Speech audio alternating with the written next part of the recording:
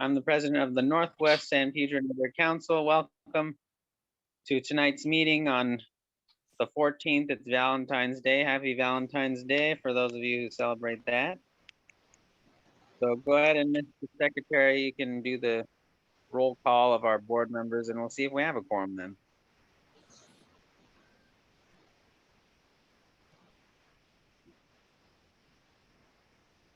John Barbera. Here. Vic Christensen here. John DeMiglio.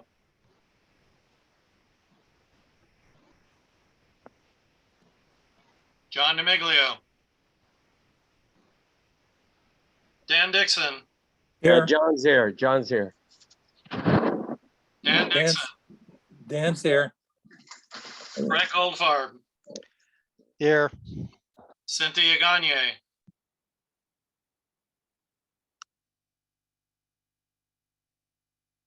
Cynthia Gagne. Oh, there he is. I couldn't unmute myself. I'm here. Christian Guzman. I'm here. Gwen Henry.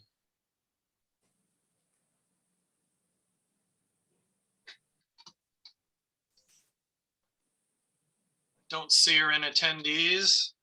Melanie Lebrecq. Here. Kelly Miller. Here. Alex Norman. Here. Thomas Norman. Present. Adrianita Reyes Cruz. Present. David Samperio.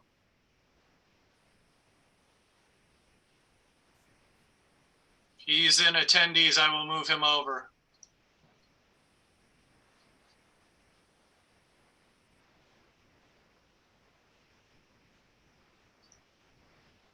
Okay, David Samperio, would make it official.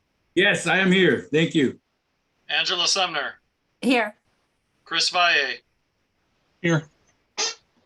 That gives us 15 out of 16, so we have a quorum. Okay, well, very good. Thank you, Mr. Secretary. So again, welcome to the Northwest San Pedro Neighborhood Council. Tonight, we have several items on the agenda, including the possible appointment of a new council member. So we're going to have plenty of opportunities for the public and the council to weigh in. Mr. Secretary is going to try something new in order to help us have more efficient meetings, and we're going to have a 2-minute counter for public comment. And so when the chair, myself, recognizes you to speak, you'll have 2 minutes or less if you'd like to make your comment on whether it be the non-agenda portion or an item that's on the agenda. And so once your time is up, please mute yourself and then we'll move on to the next person. And with that, we'll move on to public comment on non-agenda items. So this time we'll hear public comment from both the public and then also the board. And so we'll see if there's any public comment first, and then I'll recognize them, and then we'll move on to the board if they also want to comment. And I saw Laurie Jacobs' hand up, so Laurie Jacobs. Thank you. Needed to wait for the unmute. Happy Valentine's Day, everybody. Wanted to let you know that the homeless count was rescheduled from January 26th to next week, February 23rd on Wednesday from 8 to 11 p.m. They still in San Pedro could use some more volunteers. They'd like you to put together a team so that you feel comfortable with in the car with safety protocols and COVID.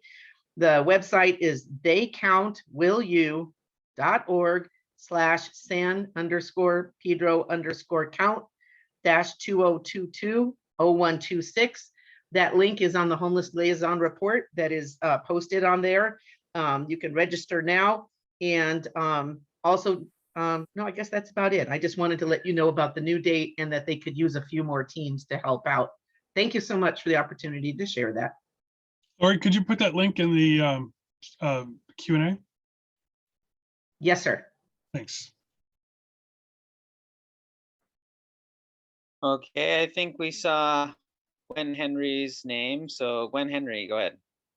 This is in public comment. Is it board comment at the moment? Yeah, we're taking both. There were no other people from the public who had their hands up, so go ahead, Gwen. All right. Melanie, I don't know if you want to speak on this, but last month we missed an opportunity to have a moment of silence for LA County fireman Jonathan Flagler, who lost his life in the line of duty. He was burned in a fire in Rancho Palos Verdes. And I would hope that we have a moment of silence. Sorry for this. We would have a moment of silence in honor of him. He did help our community. He was stationed at Mayoral Estates. And then Melanie would like to speak on another matter that is connected. Thank you. Okay, very good. Thank you. I think it'd be reasonable for us to have a moment of silence after the comment period then. Go ahead, Melanie. Just on the same note, 3 officers were injured at 2:15 this morning on the 110 freeway after the Super Bowl. And they were hurt really bad. Officer Ike is still in the hospital. The other 2 have been released, but they sustained pretty bad injuries. And so Officer Ike won't be here tonight.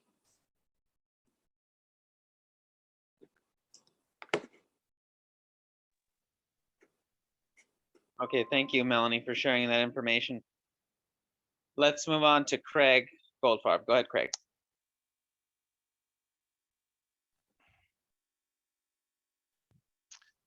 We've gotten to be a very adversarial place. Our board is fast becoming a toxic environment where disagreeing with the majority brings retaliation and reprisals. Bullying and intimidation is common.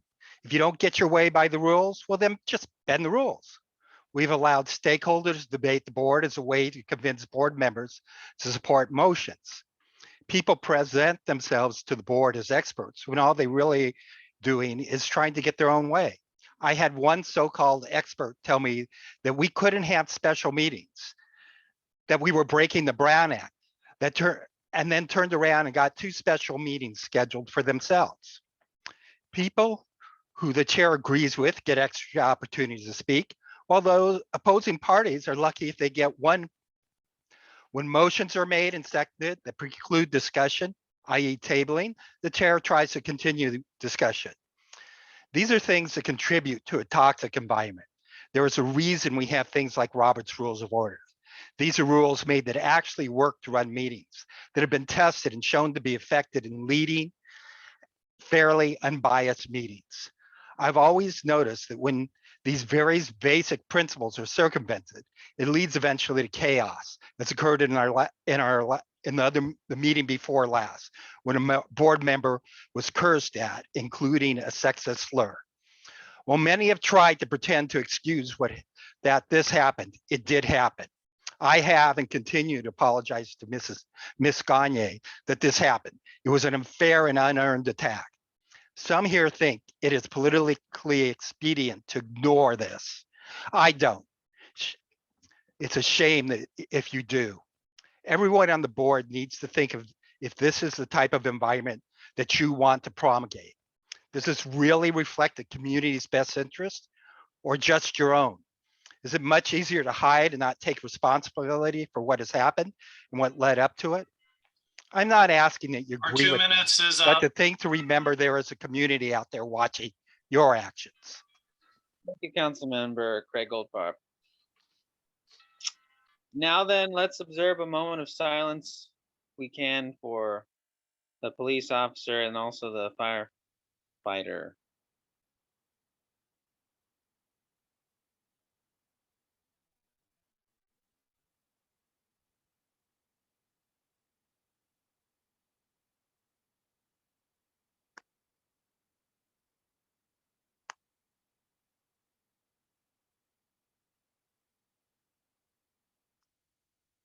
Okay, thank you for observing that.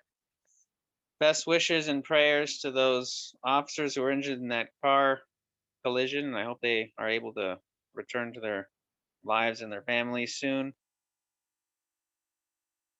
The officer did actually provide a written report, so I'm very thankful for him for doing that, and it was made available as part of our agenda packet. And so the board is welcome to read that as well as the public online. And we'll move on now to our first responders reports, which is usually given by our public safety representatives. If there are none here, well, actually, sometimes we have the Port Police. Is there a representative from the Port Police here?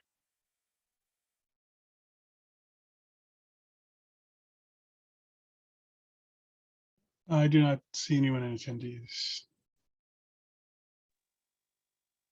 Okay.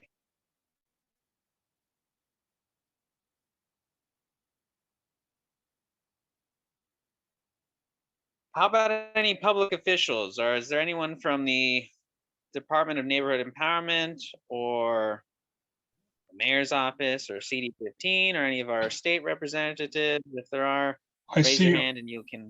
I see Augie from the Port of Los Angeles. Okay, very good. Go ahead, Augie.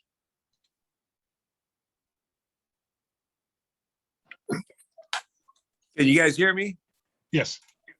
Happy Yes. Valentine's to everyone. Augie Bezmalinovich from the Port of Los Angeles.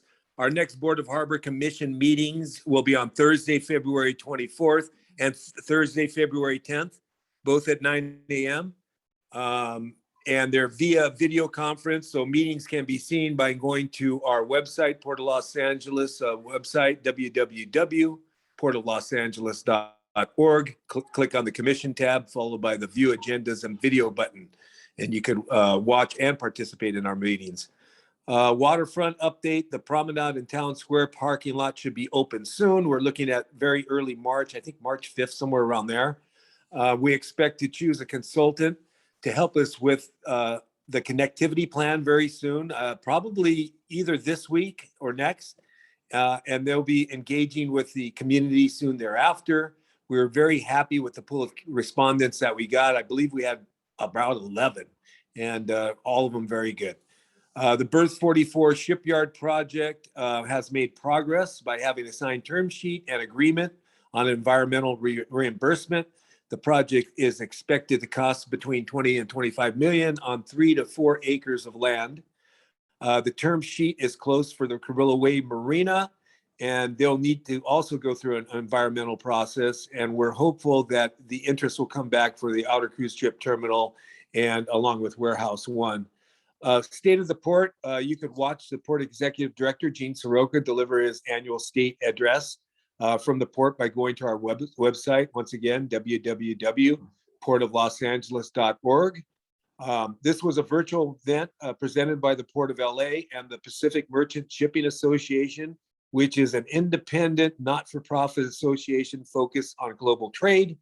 Any donations or proceeds from the event benefited both EXP and the International Seafarers Center of Los Angeles, Long Beach. The State of the Port event speech was just a little over 45 minutes long.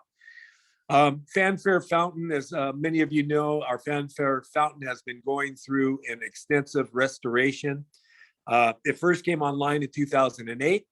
The waterproofing of the fountain is done, and we're having problems with our service providers and getting the other work done. So air compressors, circulating pump, filters, and other services are required before we can fill the fountain. Labor shortage and problems with getting parts are the major obstacles our service providers are having right now. But we're hopeful that we'll have it filled sometimes during this first quarter. And finally, I'd like to announce that Fleet Week this year is scheduled for Memorial Day weekend, which is different. We usually have it Labor Day weekend, but this year we're switching it over to Memorial Day. And we're hopeful that for the years coming, it'll also be Memorial Day. So LA Fleet Week 2022, we expect it to run through May 27th through May 30th from 10 a.m. to 6 p.m. daily. And that concludes my report. Thank you. Thank you, Augie. Octaviano.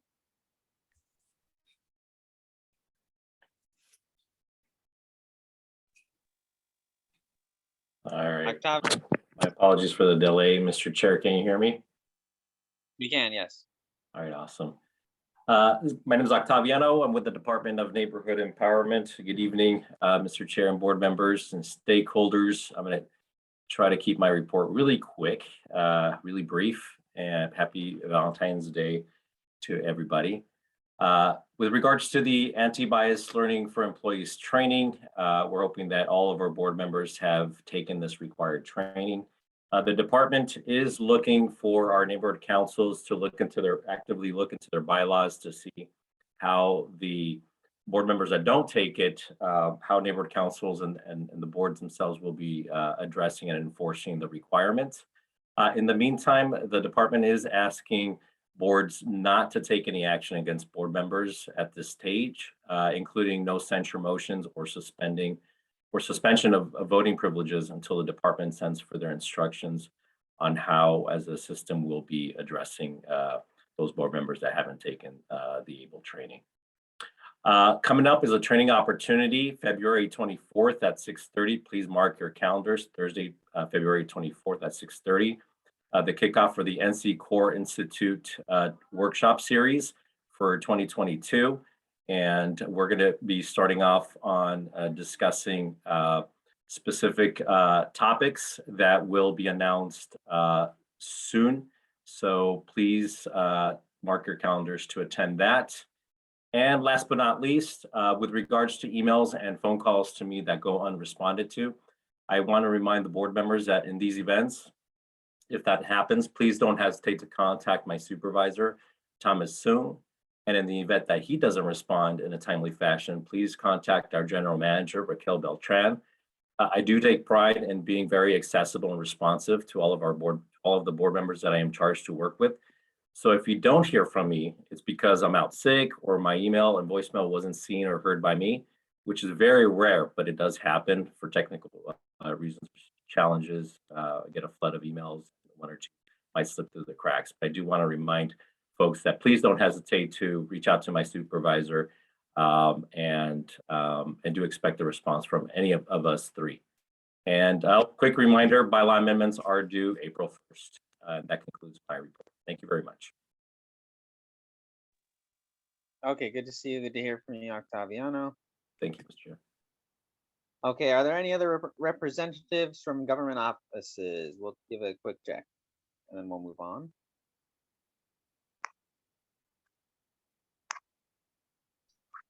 I don't see any hands. Okay. In that case, the next item up is our presentation. Our presentation on the proposed Starbucks at 28110 Southwestern Avenue, where the Albertsons Shopping Center is. So we might have Planning Chair Diana Nave to introduce it, and then we'll have the presentation.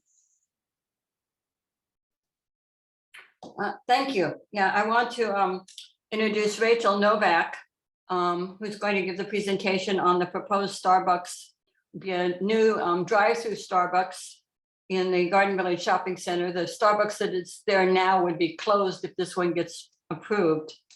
When she presented the plans at the Planning and Land Use meeting, I thought that it was important to obtain the council members and stakeholders' input comments prior to preparing any letter for consideration. So our next planning committee meeting, we will be considering comments. Tonight, we wanted to get the comments from the board and the stakeholders. So Ms. Novak volunteered to come and present, and I'm glad that she's here. You will need to give her the ability to screen share. Actually, is she here? Yeah, I don't see anybody with that name. I don't see her here. We may have to come back to her. And if she doesn't show up later, I could find the presentation and give it myself, but she was planning to be here.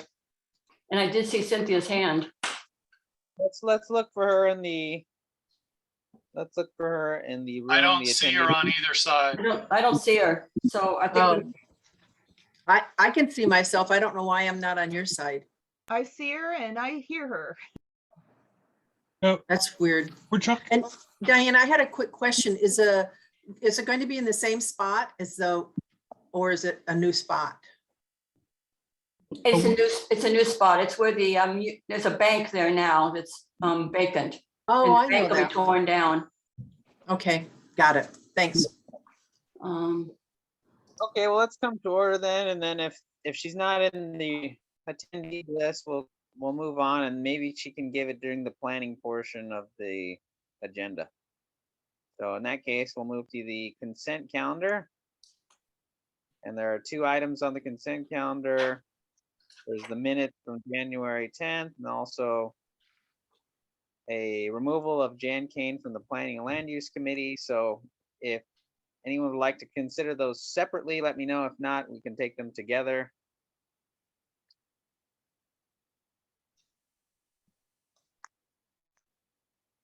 Okay, go ahead, Mr. Secretary.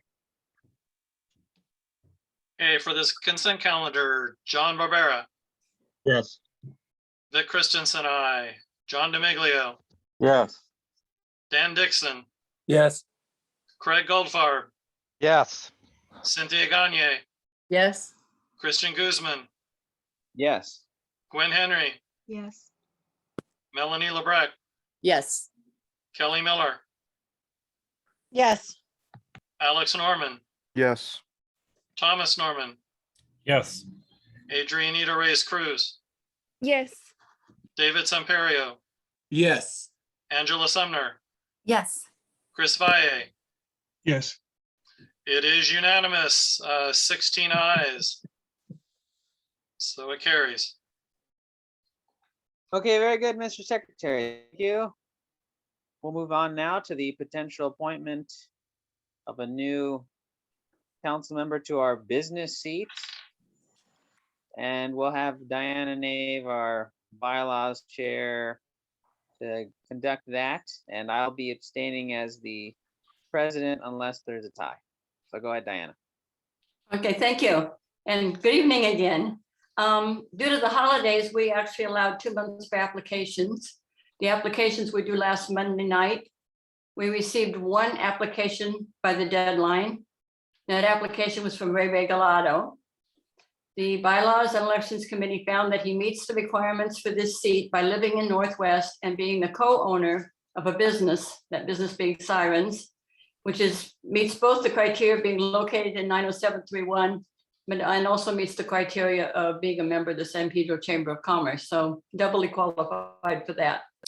Although there's only 1 candidate, that candidate is not automatically elected. According to our bylaws, the candidate must receive a majority of the votes cast. If the candidate does not receive a majority of the votes cast, then the position will remain vacant and the deadline for applications extended until at least 1 additional qualified application is received. And as was stated, the bylaws also say that the president votes only to break a tie. So Ray, I believe, has been made a panelist.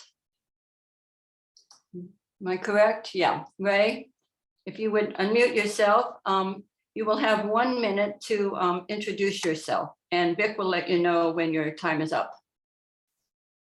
Hi, everybody. Ray Regolado. I've been with the San Pedro neighborhood, Northwest San Pedro Neighborhood Council for almost 10 years previous to this, which I was president. Let me give you a quick idea of what I do. I'm working for LA County Human Relations Commission. We're a civil rights organization associated with the County of Los Angeles. And one of the things that I oversaw in my capacity as manager with the Human Relations Commission was to make sure that everyone had an opportunity to deal with conflict in a non-confrontational way. We had mediators out in the community to be able to look at conflict. Conflict is not a bad thing. Conflict is a good thing. That is 1 minute. Thank you. Thank you. And so then we will move to public comment and board member comment. President Guzman has indicated to me that there will be, the people can ask questions, but that there will be no answers to those questions. So just make statements. And firsthand I see is Craig Goldfarb. Hi. This is rather pathetic. We had an election. Ray ran against two other people on the board and was soundly defeated. He spent his time on the board running it down. And I think that this is just an unfortunate thing that somebody would want to come in through the back door after they clearly lost an election. Okay, thank you. Are there any other comments?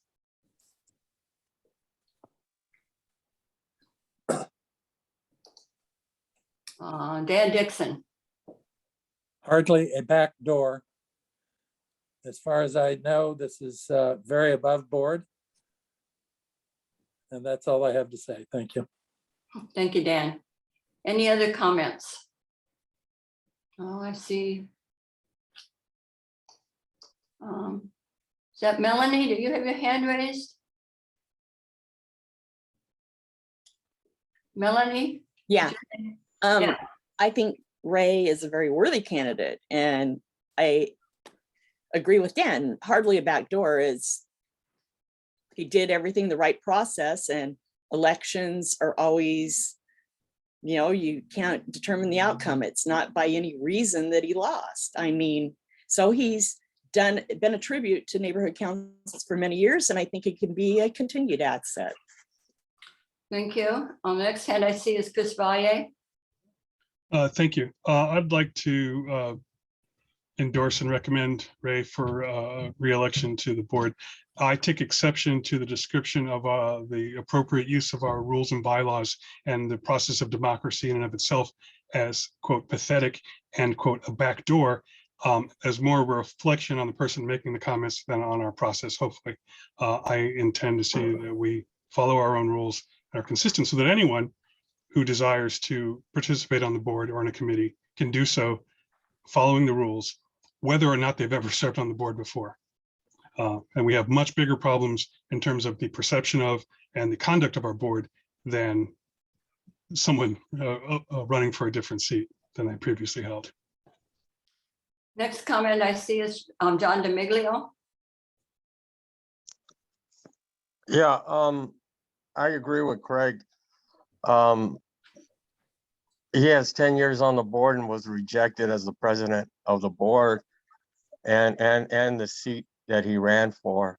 And there is a reason for that. There is a reason for that. There's a reason for everything. And I just wanted to state that, after 10 years and you're rejected by the community speaks. And hopefully the stakeholders open their eyes and see what's going on. Thank you. Okay, the next person I see is Thomas Norman.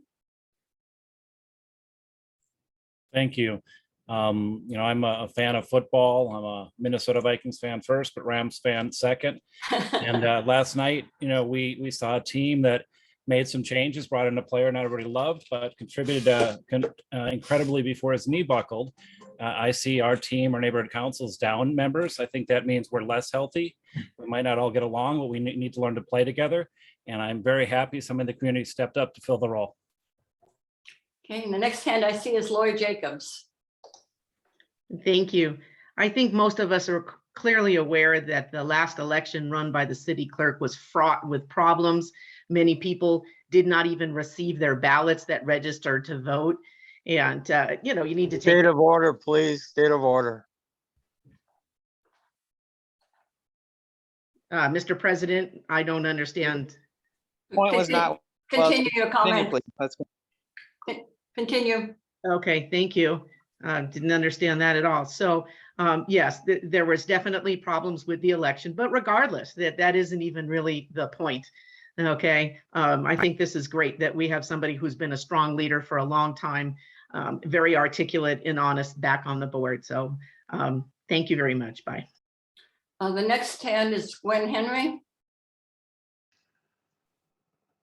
I would like to endorse our current candidate, As a member of Bylaws, I was able to also see that his paperwork was filled out appropriately, and he is a candidate for the position. So without any further ado, I hope we can go for a democratic vote. Thank you. And then the last one I see is John Barbera. I motion with Chris Valle. I'm just going to say one thing. We should be grateful and happy that Ray wants to come back to this board. He was a big asset to it, and he still will be. Thank you. And with that, I'm going to close public comment. I think we're ready to vote. Would the secretary please call the roll? Okay, for the election of Ray Regolado to the board, to the business seat, John Barbera, Yes. Vic Christensen, aye. John DeMiglio, No. Dan Dixon, Yes. Craig Goldfarb, Emphatically, no. Cynthia Gagne, No. Gwen Henry, Oh, yes. Melanie LeBrecq, Yes. Kelly Miller, Yes. Alex Norman, Yes. Thomas Norman, Aye. Adrianita Reyes Cruz, Yes. David Samperio, Yes. Angela Sumner, Yes. Chris Valle. Yes. We have 13 ayes and 3 noes, or 13, I guess 4 and 3 against. So he does get elected. So congratulations, Craig. I'll turn the meeting back over to Chairman Guzman at this time. Just one quick thing. I did check with Dunn about Ray's training status, just in case he was elected, and he does have some training that has expired, so he is not eligible to vote on funding issues at tonight's meeting. Okay, well, thank you, Mr. Secretary. I think I saw a hand from Minute Taker. Madam Minute Taker, did you have a question?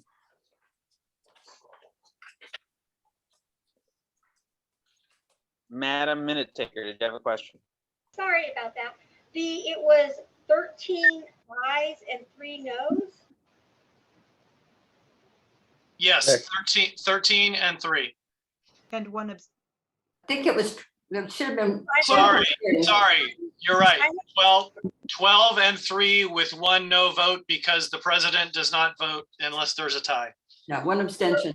1 abstention. So that's what I want. So 12, 3, and 1, correct? 12, Point 3, of order. correct.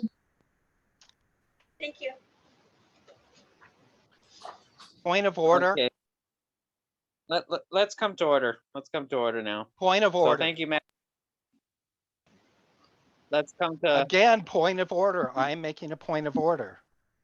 State your point then, Councilman.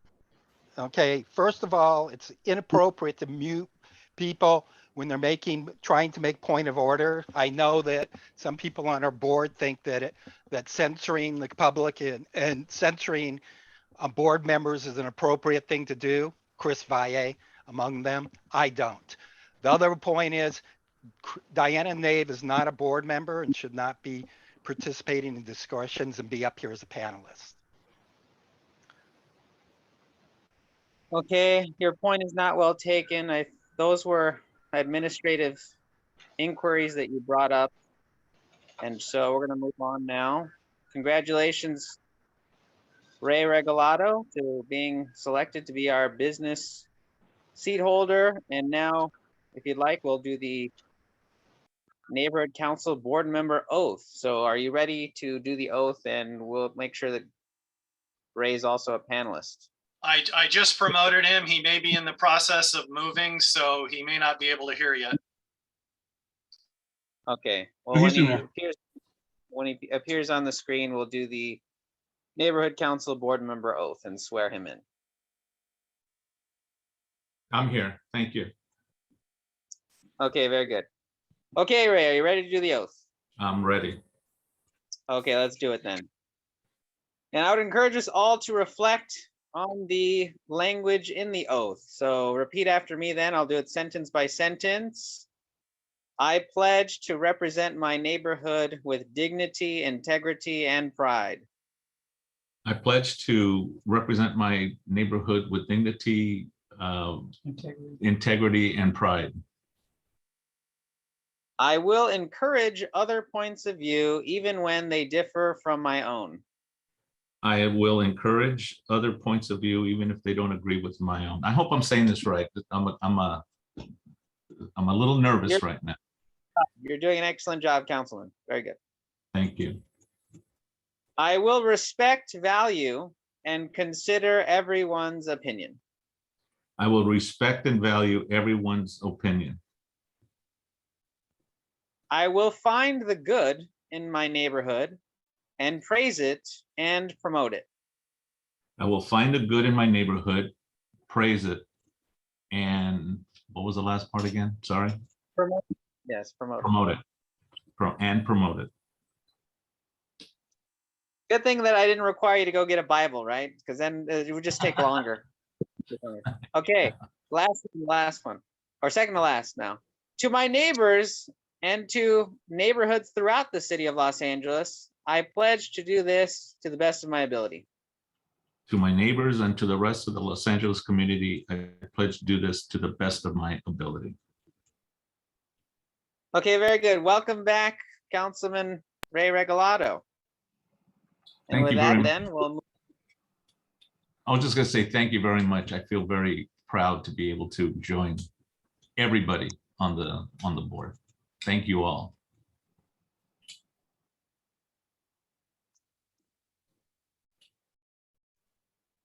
Okay, very good.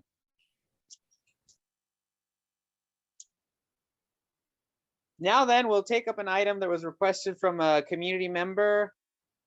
There's going to be a mayoral and a sheriff candidate forum, and we have the opportunity to promote it and to also participate. We could list it on our website and we could put it in our newsletter and encourage our stakeholders to attend this mayoral and sheriff forum. So if there's anyone here who is sponsoring the forum and they want to speak briefly about it, you can speak briefly about it.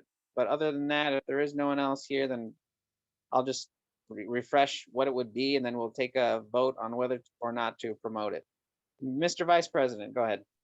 Yes, as a member of the San Pedro Democratic Club, we're part of the, putting it on, I believe it's also the Muslim Democratic Club. But yeah, there was a call sent out for any kind of, I'm not sure exactly what volunteer positions are needed, but if anybody who's a member of the SPDC or is otherwise interested in participating can look for Shannon Ross. She's president of the SPDC. And again, I'm not sure what specific kind of tasks need to be accomplished, but it'll be a large public event. And I assume that there'll be help needed in organization and infrastructure and that sort of thing. Oh, and in terms of board participation, we're prepared to promote, via social media and whatever else, any kind of approved messages. Okay, very good. Doug Epperhart, go ahead and give your comments. Yeah, just briefly, I'm actually working with Shannon on organizing all of this. And a number of entities, including all the neighborhood councils, have been invited. I believe ILWU is also a co-sponsor. No money is involved. It's strictly, getting your logo on the publicity and helping to spread the word. This will be an in-person at the Warner Grand. COVID protocols are in effect, and individuals who are attending will need to get a ticket. There's no cost, but they will have to have a ticket, and there will be security. So volunteers are not going to have to be at the front door, checking vaccines, I think. If anybody has any questions, hopefully I'll be able to answer them. Thanks. Okay, I see a couple more. Okay, go ahead, Councilwoman Gwen Henry. Hi, Doug. What was the date again? The date is February 27th.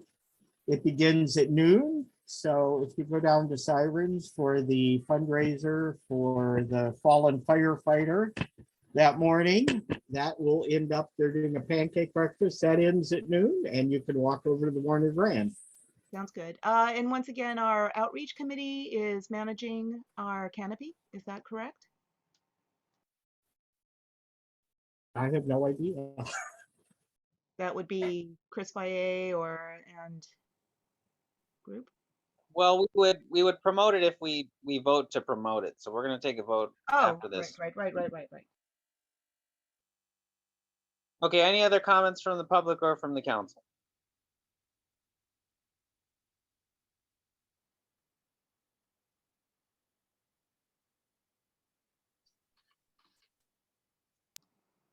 Okay, go ahead, Mr. Secretary. I just wanted to make sure everybody realized that in our bylaws, it does say neither the NWSPNC nor any member purporting to speak for it shall endorse any candidate for public office or any political party. I've seen the flyer for this event, and who is, the Democratic side is promoting it. Everybody, the political affiliation of everybody that I can find who's going to attend as candidates are Democrat. And I'm just concerned that there could be a perception that we are promoting and endorsing only the one side and not the Republican side. And I know I've seen claims, true or not, I'm not saying one or the other, but they're claims that everybody was invited, but only these people who are entirely or at least predominantly Democrat accepted. But I could also see the argument where if something is being promoted and sponsored by a Democratic group or groups, why would a Republican or non-Democrat want to attend? So I'm just concerned about a perception that it could look bad if we're perceived to be promoting only the Democratic side and not everybody. Okay, thank you, Mr. Secretary. Let's see if some of the people who raised our hands will answer those questions. If not, I will attempt to answer them. So go ahead, Lloyd Jacobs. Thank you. I can answer that. First of all, know that Long Beach Mayor, LA Mayor, and LA County Sheriff are all nonpartisan offices. Nobody declares their party. This event happens to be set up by the Democratic Club, but it has nothing to do with any supposed party affiliation. My understanding, and Doug can correct me if I'm wrong, but at least for LA Mayor, that because there's a lot of candidates, to qualify to participate in this, you needed to raise a certain amount of funds. I think the amount was 400,000. This has nothing to do with party affiliation. This has nothing to do with endorsement. What this has to do with is educating the public with as much information as possible on all the candidates, but it has nothing to do with the party affiliation, all nonpartisan positions.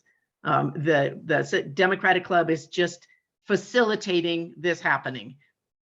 Thank you.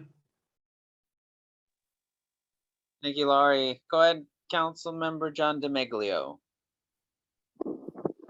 Yeah, I don't know if Octaviano is still in the meeting, but can we get it clarified by him or his office before we vote on this?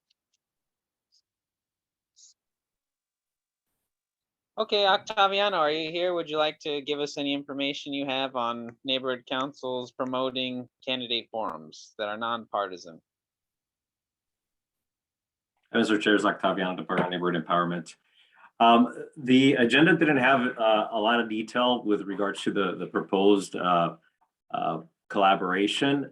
So now that I'm listening to some of the details, you can go two ways. You can I can suggest that the board table the item depending on how time sensitive this is. Or you can move forward and before taking any actions to promote the event, consult with the city attorney's office for a final determination if the board can engage in specific promotional activities in partnership with the Democratic Party.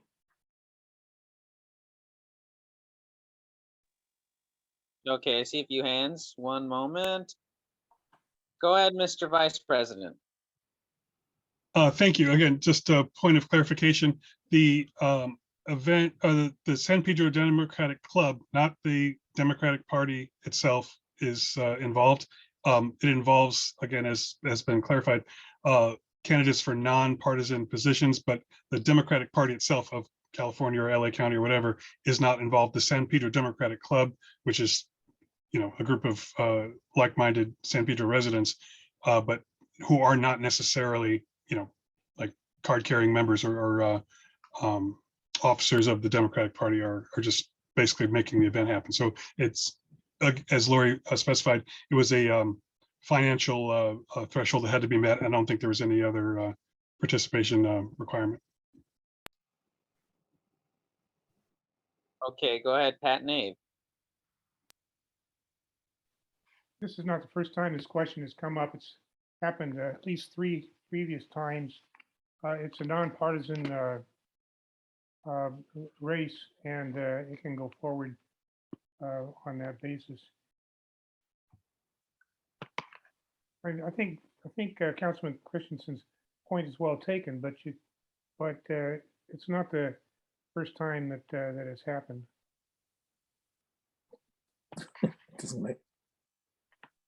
Okay, then. I'm just looking for other members of the public before we move on to the board members again.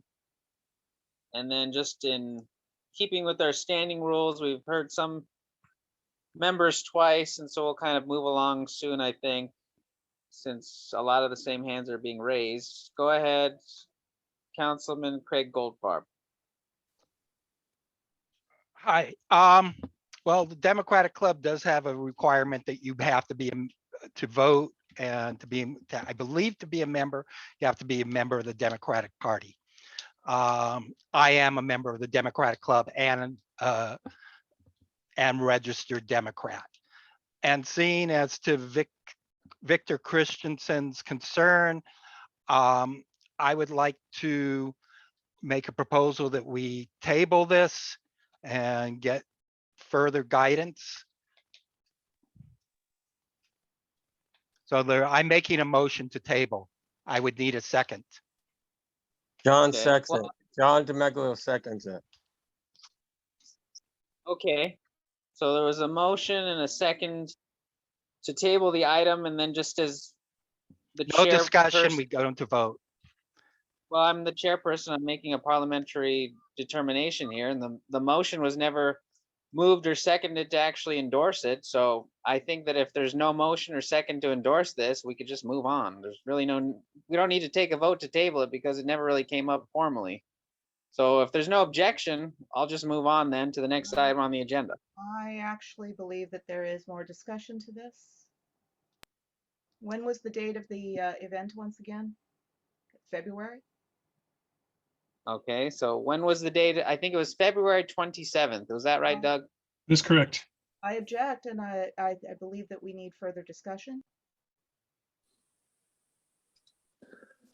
Okay, Cynthia, go ahead.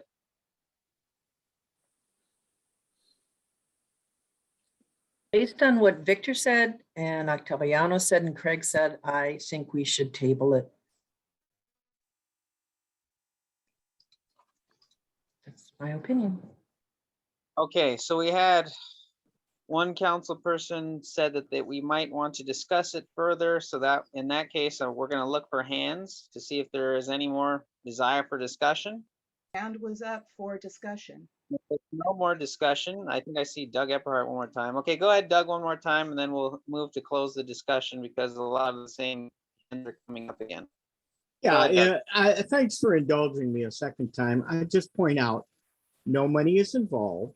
So the approval process is very streamlined. It's practically none from city clerk. Neighborhood councils have worked with other groups and sponsored these things in the past. So it's nothing new. You're not going to have any problem from the city attorney or Dunn or anybody else. I know that some people are freaked out by the fact that this is put on by the San Pedro Democratic Club. I'm not aware of any San Pedro Republican club, but if they were doing it, I would support participating. No endorsements are going to be taken at this meeting. It is strictly informational. It is not a debate. Questions will be asked, and sponsoring groups will be asked to submit questions, I know. And actually perhaps participate in asking those questions.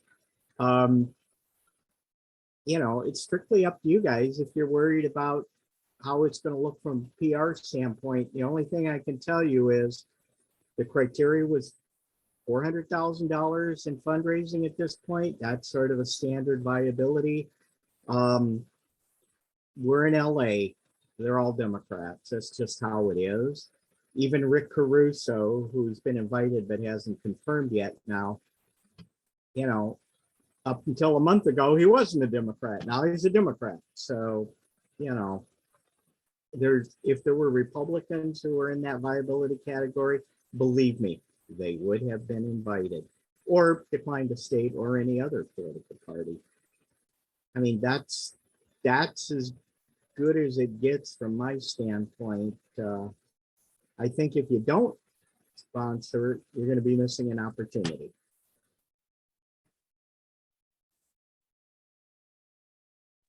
Okay, I'm looking at hands one more time. Oh, I see a couple more hands from council members that have not spoken yet. Go ahead, Thomas Norman. Yeah, I'll just speak briefly in favor. I think we want to get the public engaged. One of the biggest threats to our society is apathy. So my understanding is this is nonpartisan. I'm totally comfortable with proceeding with a vote to promote people to meet the candidates and hope they all come. So when our neighborhood gets a chance to look at who our next leader is. Okay, so Mr. Norman, since you're speaking in favor, would it be possible for you to formally make a motion to promote this? I will make a motion that, yeah, we encourage attendance or promote in an appropriate way the event on the agenda. I second it. Okay, so who's the second there? Kelly Miller. Okay, so for Madam Minute Taker, Councilmember Thomas Norman moved to promote the mayoral and sheriff forum, and then Kelly Miller seconded the motion. So now it's been formally introduced to the body, and so now we can continue the discussion. And I think I saw Ray Regolado's hand. Go ahead, Councilmember Ray Regalado. Yeah, thank you. You know, one of the things that I think is important to keep in mind is that we don't represent our own public or personal agendas. We represent the agendas for the body that has elected us. And for us to be able to do that effectively, to be able to get out there and understand community events, especially upcoming elections, is really important so that we can do that effectively to our communities. I didn't hear that we're being asked to endorse anyone in particular. We're all just being able to making sure that there is an event that allows our community to be better informed, to make an informed decision as to who they're going to vote for. I totally would like to see us participate. It's the right way to do it. Thank you. Can I ask a question real quick? Go ahead, Madam Minute Taker.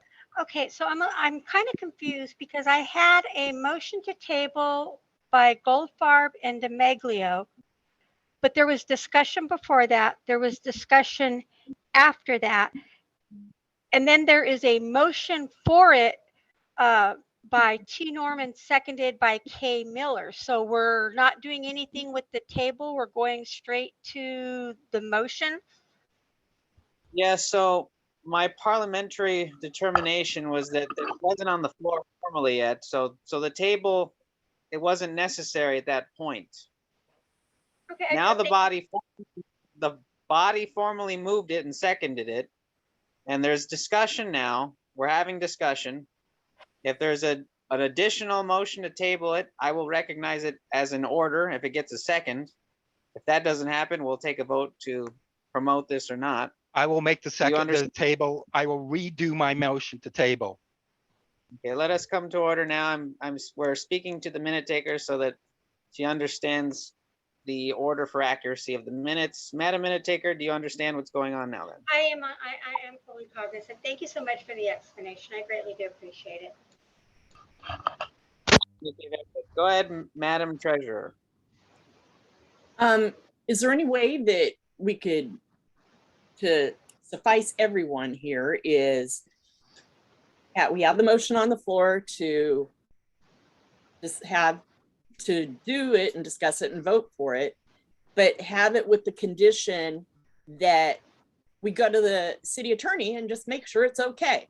But we get it rolling because this is time constraining too, in order for us to be able to do this at their request. So we meet that requirement of supporting it and then just get the okay from the city attorney. If there's any like questions and doubts. Okay then. Well, if there's no objection, then that is exactly what we will do. If we vote to promote, then I will go and speak to the city. I will second that motion. Oh, are you saying you want to formally amend it? Okay, so yes. So it's been moved by Madam Treasurer and seconded by Gwen Henry to amend the motion to consult with the city attorney before we actually promote it, like in terms of going and clicking enter on our newsletter to post that. So then we'll have to dispense with this amendment first. So is there any comment on the amendment now? So now we're talking about an amendment in which, again, we'll speak to the city attorney and make sure that it's all right to promote this as a nonpartisan community information event. Is there any discussion on that then, on the amendment? Go ahead, Angela Sumner. Sorry, I raised my hand before you asked about discussion on the amendment. So am I supposed to talk about the amendment or can I just make my comment now? Sorry. Go ahead and make your comment on the amendment if you have one, and then reserve your other comment for when we get back to the main motion. Okay, I'll reserve. It was not for the amendment. Okay, then. Again, this is for comments on the amendment. So looking at our hands now. Go ahead, John DeMeglio. The event's gonna happen, okay? The problem is that you're using our board to endorse this event. The event is scheduled.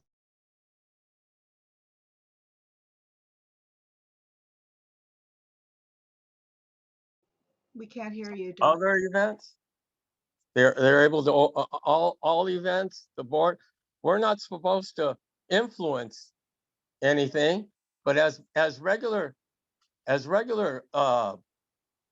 citizens of San Pedro, that we can attend this meeting, but to endorse it as a group, that's not what the neighborhood council is about. To influence the people is not what we're about.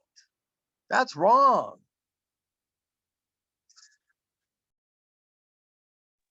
Okay, thank you, Mr. DeMeglio, for your comment. Okay, I see no other hands then for comment on the amendment. Once again, the amendment is to add on the idea or the action of me consulting with the city attorney before actually working with the outreach team and Christina to post this and promote it. So I would really characterize this as a promotional opportunity. It's not really an endorsement opportunity. It's a nonpartisan event. It's an information event. Dan Dixon, do you have comment on the amendment?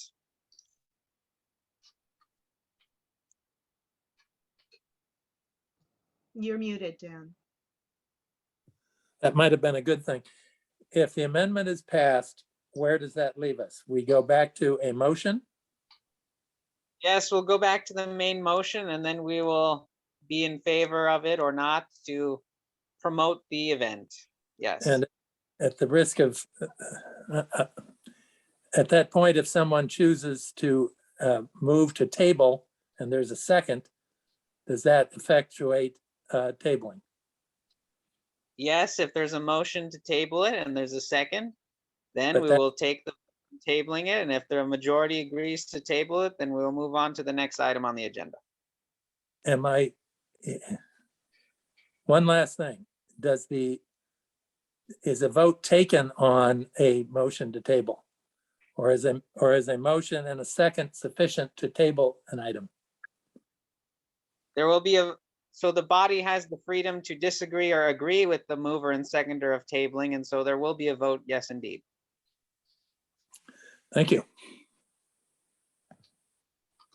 Okay, then. Seeing all the comment, Mr. Secretary, go ahead and take the roll call vote for the amendment. Okay, for the amendment, John Barbera, Yes. Vic Christensen, aye. John DiMiglio, No. Dan Dixon, Yes. Greg Goldfarb, Yes. Cynthia Gagne, No. Christian Guzman, Yes. Gwen Henry. Yes. Say that again, please. Yes. Okay, got it. Melanie Lebrecq, Yes. Kelly Miller, Yes. Alex Norman, Yes. Thomas Norman, Yes. Adrianita Reyes Cruz, Yes. David Samperio, Yes. Angela Sumner, Yes. Chris Valle, Yes. Ray Regolado. Yes. Okay, we Mr. have 15 Mr. ayes, Mr. 15 Secretary? ayes and 2. Mr. Secretary, before the vote is cast, I would actually like to change my vote to a no on the amendment. Okay. That is 14 ayes, 3 nays, so it carries. Okay, very good. All right, if there's any other discussion or any other motions, we'll now entertain them. Councilman Craig Goldfarb, go ahead. Okay, this is why we Northwest has been held up to so much ridicule in the community. You totally ignore feelings of people and saying, Comment is not germane to the item. It's not germane to the item. Would you like to make a comment that is germane? this is very germane to the item. I am speaking on the motion. Okay, if you have a problem with my speaking on the motion because you don't like what I have to say, I'm sorry. You need to go somewhere else. This is what being a democracy and following the rules are. You can't rule me out of order just because you don't like what I'm saying.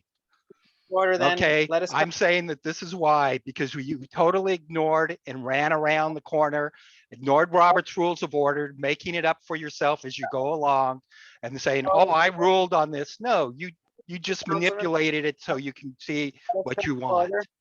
Let us come to order. I'm saying, and now I'm again making the motion to table.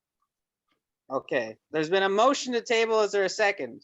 I second, John DiMaglio. Okay. There's been a motion by Craig Goldfarb to table the item. There was a second by Councilman John DiMaglio. Mr. Secretary, go ahead and call the roll for the tabling. John Barbera. To table the motion. John Barbera. No. Vic Christensen, no. John DiMaglio. Yes. Dan Dixon.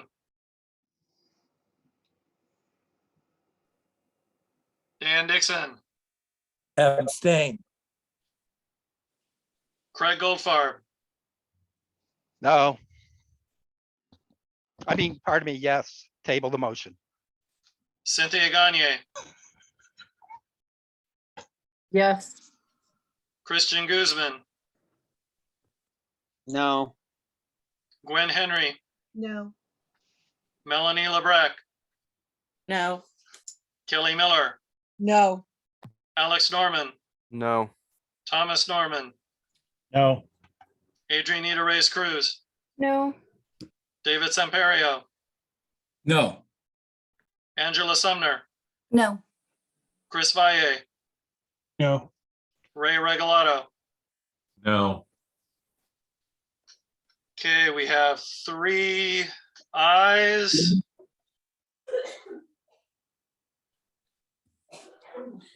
13 noes and 1 abstention, so it is defeated. Okay, I see Angela Sumner's hand. Go ahead and give your comment then, Councilwoman. I just wanted to say that I appreciate the time that we're putting into making sure that there's no bias perceived here. While we were talking, I looked up the event, and as far as I can tell, there's nothing about the Democratic Club being even tied to the event. When you look at the Eventbrite page, I see Shannon Ross's name there, but it doesn't seem like there's really any conflict that I can see. That's it. Okay, David Samperio, let us have your comments. Okay, I am neither Democrat or Republican, even though I lean very conservative. I voted for both. I just think what's best for our community is what's more important than a party. So I think that our responsibility as a neighborhood council is to promote, I think Chris Valle had mentioned about apathy about voting. So I think this is an opportunity, and that's why I voted against tabling it, because I think if we table it, we miss that opportunity to at least endorse getting out there and asking questions, whoever the candidates. We're not endorsing, but we are promoting the event. Get out there, ask questions. If you're Democrat or Republican, doesn't matter.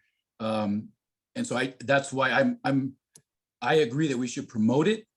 If we're not endorsing anyone, I just think as a neighborhood council, we should promote things to get people out there and get them involved.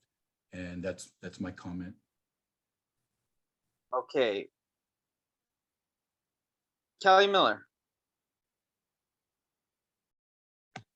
I agree that we need to promote something that gets the community together to look at the candidates and to show that as a neighborhood, we support those that are running for the offices that rule over our city and our neighborhoods. And I think that we need to, again, not show apathy for voting and stuff. We have to promote it. We have young people that come on here, and we need to have them know that as a city council, we support the voting process. It's a process, whether it be Democratic, Republican, whomever, we have to support that process and getting together as a neighborhood to support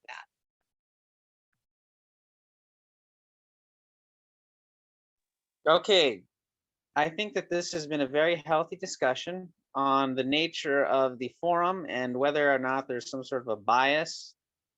I believe there's been thorough discussion now, and as chairperson, I would like to close discussion and move on to a vote. So, Mr. Secretary. Point of order. Please. What is your point, Councilwoman? I believe that the motion itself is a little unclear if the full motion and the amendment with the motion could be repeated. Thank you. Okay, so the motion would be for the Northwest San Pedro Neighborhood Council to promote this mayoral and sheriff candidate forum, which is to take place on February 27th of 2022, and for us to consult with the city attorney of the city of Los Angeles before actually doing such promotion to make sure that we're in no conflict, and then we shall promote if there is no conflict. So Madam Minute Taker, do you understand that for the purposes of the minutes? If you could type out what it is, because the motion that's on the agenda is vastly different than what you just stated. And the only thing I have amended is that to contact the city attorney. So are you re-amending it? I apologize. I am confused. Okay, well, I think that I and the secretary can work with you afterward, since the meeting is recorded. And then make sure that you have it for the minutes. But I'll state the motion one more time, and then I'll ask the secretary to take the roll call. So the motion is for the Northwest San Pedro Neighborhood Council to promote this mayoral and sheriff candidate forum on February 27th of 2022, and to consult with the city attorney of the city of Los Angeles before we actually promote it, so that there is no conflict of interest. Go ahead, Mr. Secretary. If I'm understanding correctly, even though the agenda says mayoral and sheriff candidate forum, and there's no discussion of a motion, and the amendment was to add the city attorney, you want me to work with the secretary for everything else you just added? Sure, yes, yes, we'll work together. It's been stated several times now, and it's the appointed meeting, so we will work together afterward, yes. I appreciate that. I Okay, go ahead. apologize for my confusion. You're welcome. You're welcome.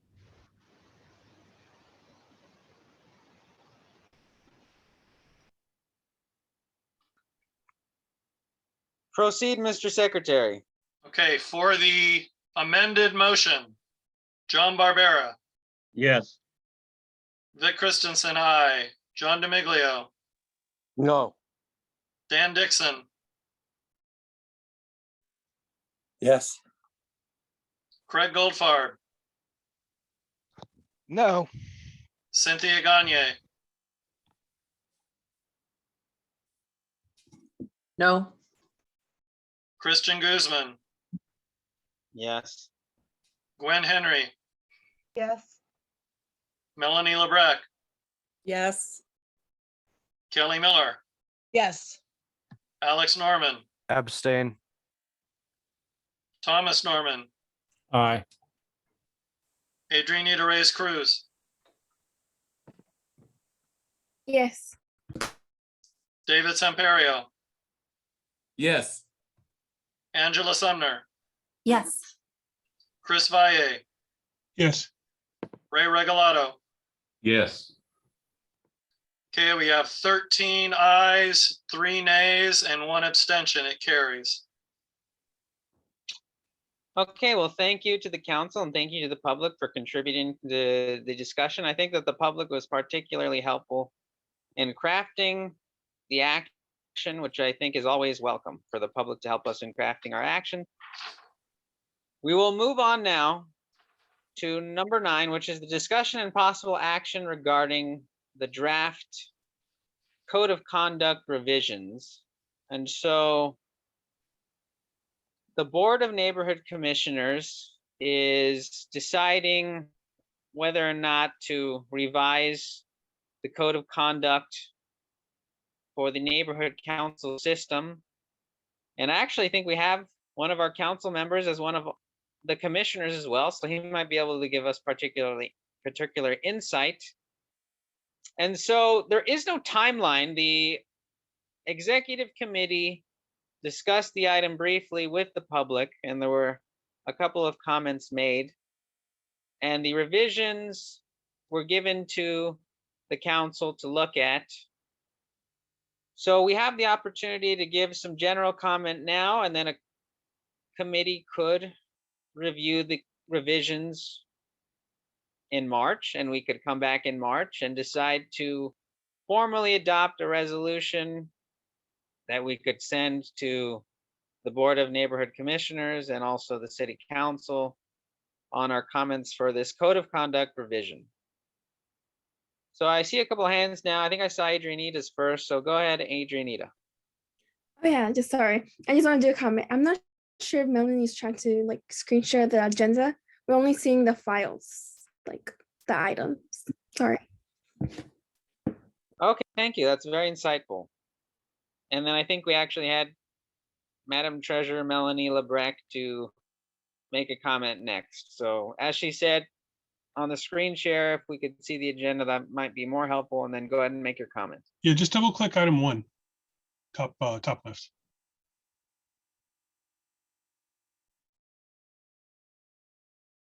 Yeah, there you go.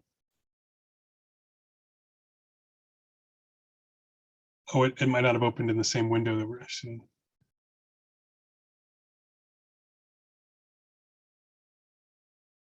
There we go.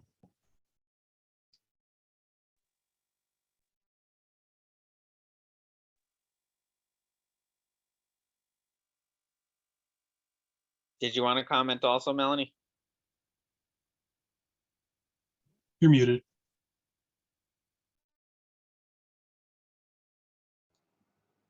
Mel, you're muted. Looking at it, what they've done is like boilerplate, like normal workforce, like that you would see in a business, the type of code of conduct that they would use in a business. It's like a cut and paste type thing that they've added a lot of the basic labor industry stuff to it. The only thing that I have issues with is right when I'm scrolling down here to the bottom, and it's the part where we get to the nuts and bolts of how everything is handled. And you have one person being, you know, our Imparale head, Raquel, being the sole decision maker, sole person that is going to weigh in on, you know, any of this. And I think with past issues and past history, I'm not sure I'm comfortable with her being the one to make all the decisions on this. Before, right now, our code of conduct stuff is enforced by Bonk. And now it would shift to just her. So that's the big problem that I have. Okay, thank you, Melanie. Go ahead, Mr. Vice President. Thank you. Yeah, so I would tend to agree with Melanie in that, you know, we think of it in terms of the context of our, you know, group of 12.5 people, and everything that we go back and forth with. Keep in mind that there's, you know, 99 other neighborhood councils out there, and this is, you know, extends to, you know, an awful lot of people, all of whose conduct and the disposition of their situations being left to one person seems like, I'm not going to say a recipe for disaster, it's kind of hyperbolic, but I think the idea that one person who's already got a bunch of other responsibilities and administrative oversight would then have kind of final say on everybody else in the neighborhood council system in terms of, you know, whatever sort of administrative disciplinary stuff needs to get done. I think it's just, it doesn't seem like a good plan. It, as imperfect as it is, the system is run, you know, I'm not going to say exactly fine, but we're here. So I'm not sure what, I guess what I'm trying to say in too long a fashion is I'm not sure what this change does to help us. I'm not sure how the people of the city or anyone who participates in the neighborhood council is better served by having a single person. And, you know, we may or may not like the person who's in that chair now. What happens in the future if there's somebody, you know, we either love or really dislike? It just seems like it's too centralized. Thanks. All right, thank you, Mr. Vice President. Doug Epperhart.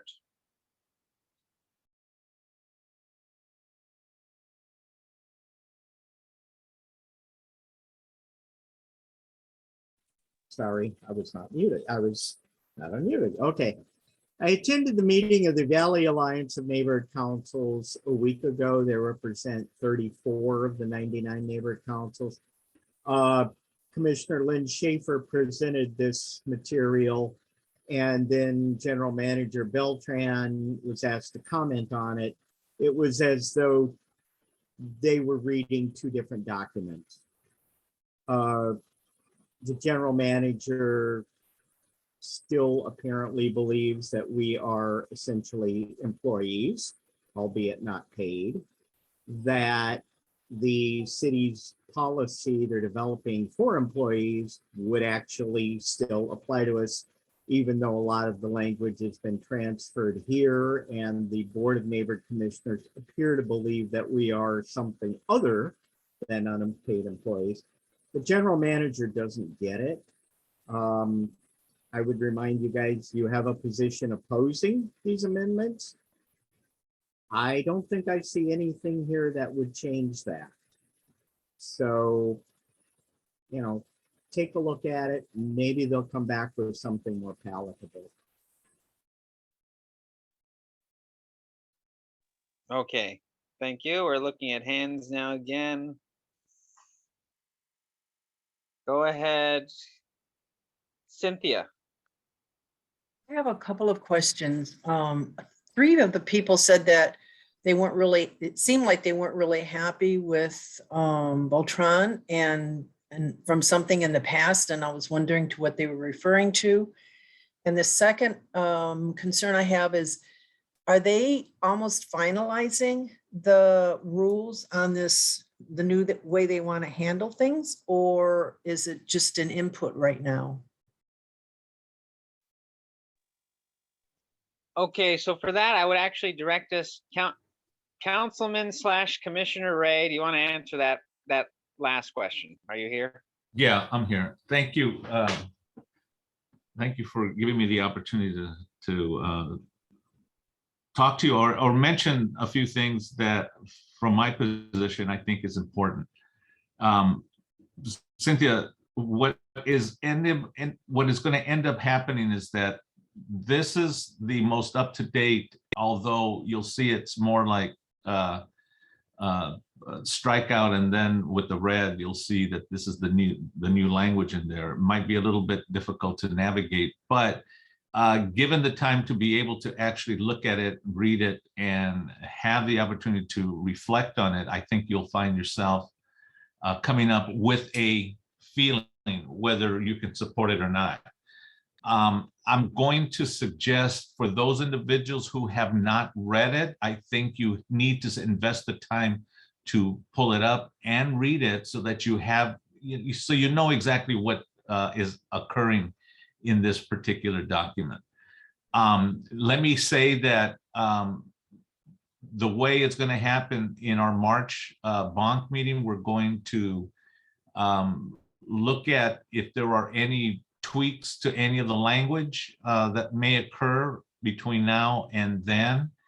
And then there will be ample time to be able to take it back to the neighborhood councils and look at it, dissect it, deconstruct it, put it back together again if you should choose, and make suggestions as to what you like, what you don't like, or just approve it or reject it as a neighborhood council.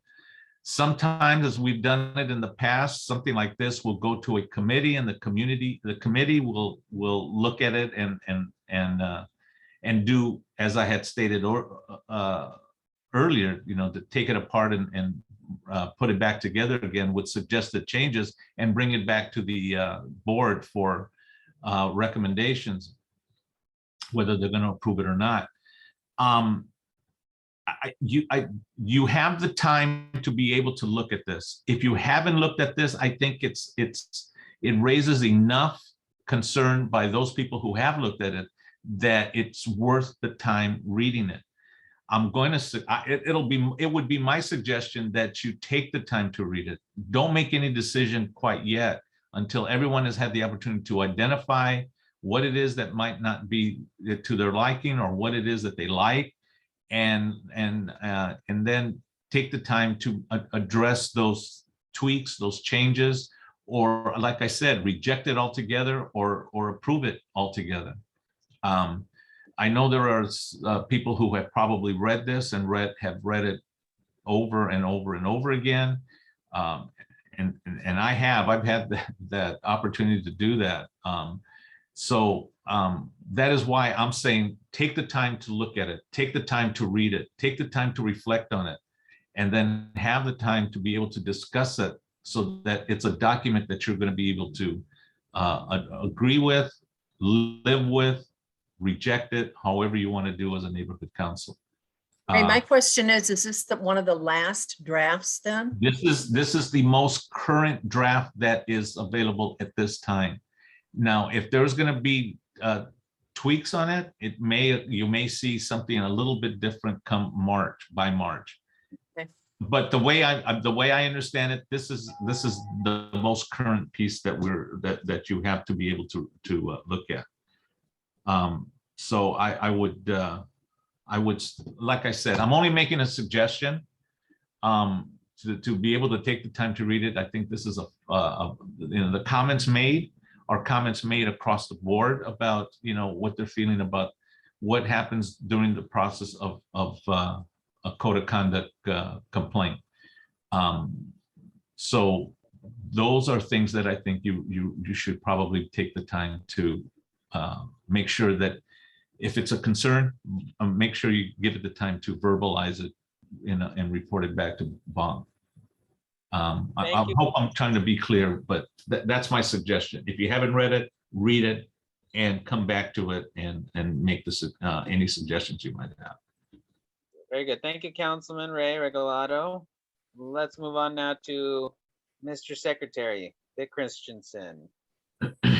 Just a couple things. One, I echo the concern over the general manager having the power that's suggested in this document that other people have mentioned. The other question I have is, well, and especially when in the whereas parts of the beginning of this document, it says that the neighborhood council shall be as independent, self-governing, and self-directed as possible. And then, what it says about the general manager goes completely against that.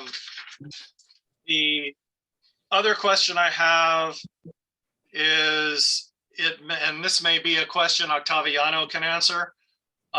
It mentions that maintaining a record, this is about training. Maintaining a record of their completion shall be the responsibility of the neighborhood council. I don't know if that's all training or if that is only signing up to the code of conduct.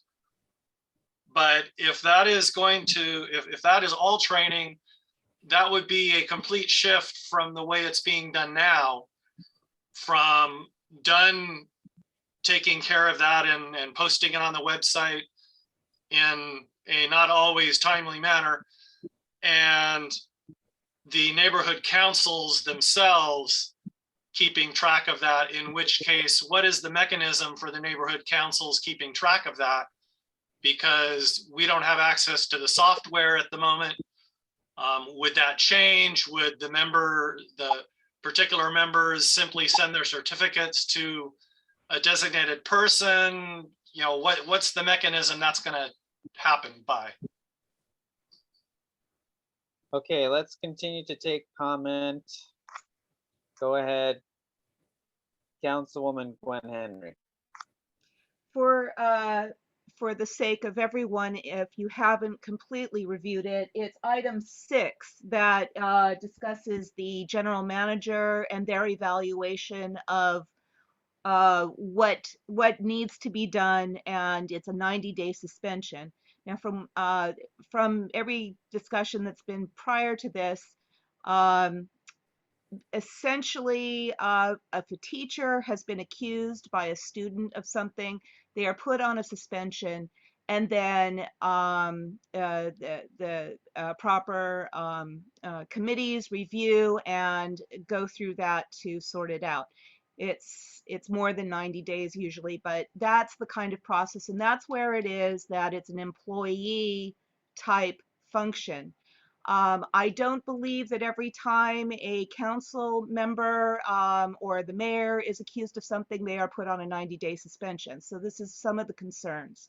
And you might want to review the rest and think about actions like that and consequences. Thank you. Councilmember Thomas Norman. Yeah, thank you. I've reviewed this in prior drafts. In this draft, there's, very little I see change that I like. I would, encourage us to look at it carefully and see if you come to the same conclusion that our council should vote strongly, to oppose such restrictions.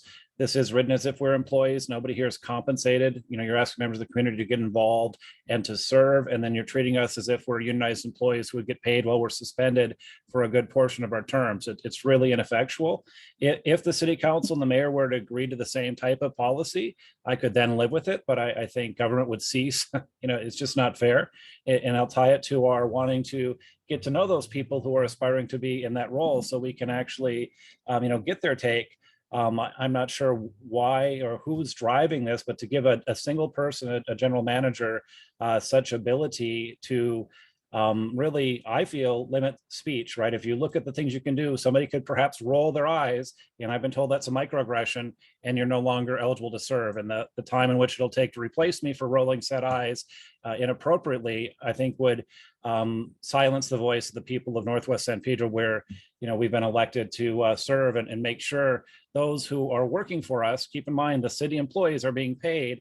I think there's no recognition of the role that we should be playing in overseeing their work. Their attempt to oversee our work may be well-intentioned to have everybody be civil and wonderful.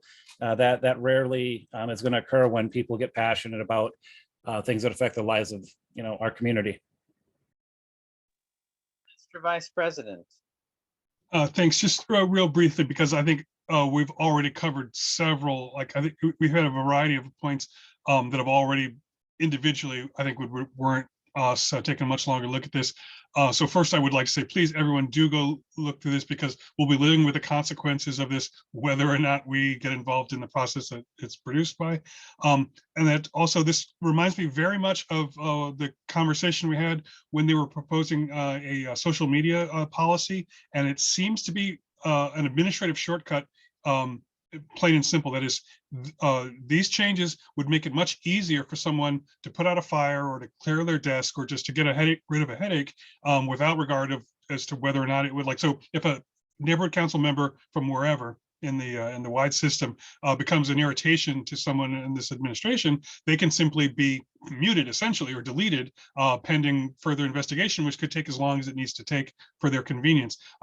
Which in going back to my earlier comment, that doesn't do anything to serve either the board itself or the community that the board is intended to serve. It really just makes it easier for them to get rid of annoying neighborhood council members, which, I'm sorry, it's just kind of, if it's going to be part of the job for us, I think it should be part of the job for them. And there should be a more flexible, deliberate and robust process for censure, removal, suspension, whatever.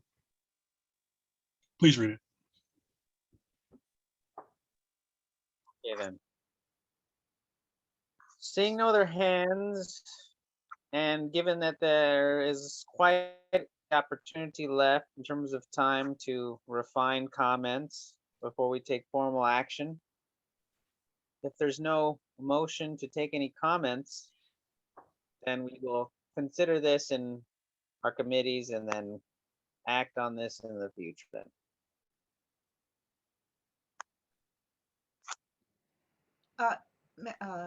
Madam, Mr. Chair, which committee is specifically going to be taking the communications? I think that it would be most appropriate for bylaws and standing rules. However, I think the Community Issues Committee could also take a look at it if they really wanted to, but bylaws and standing rules would be the de facto.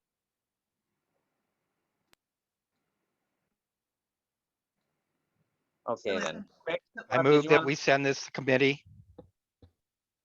Okay, you want to Bylaws committee, you're moving it to send to which committee? to the bylaws committee. Okay, very good. Is there a second? Second, Who's the second? Dan Dixon. Okay, it's been moved and seconded to refer this to the Bylaws Committee. Is there any discussion on that?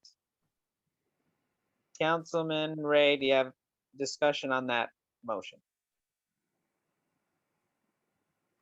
You're muted. You're muted. Sorry about that. When you were, I raised my hand when you were asking for a suggestion as to what committee. You know, this type of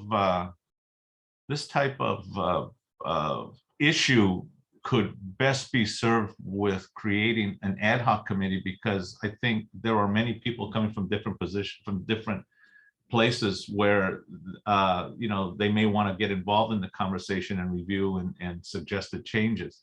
So I was just going to suggest that perhaps the appropriate thing might be to look at creating an ad hoc committee and having them take a look at it.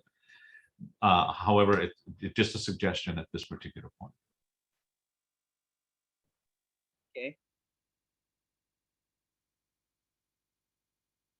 Diana Nave.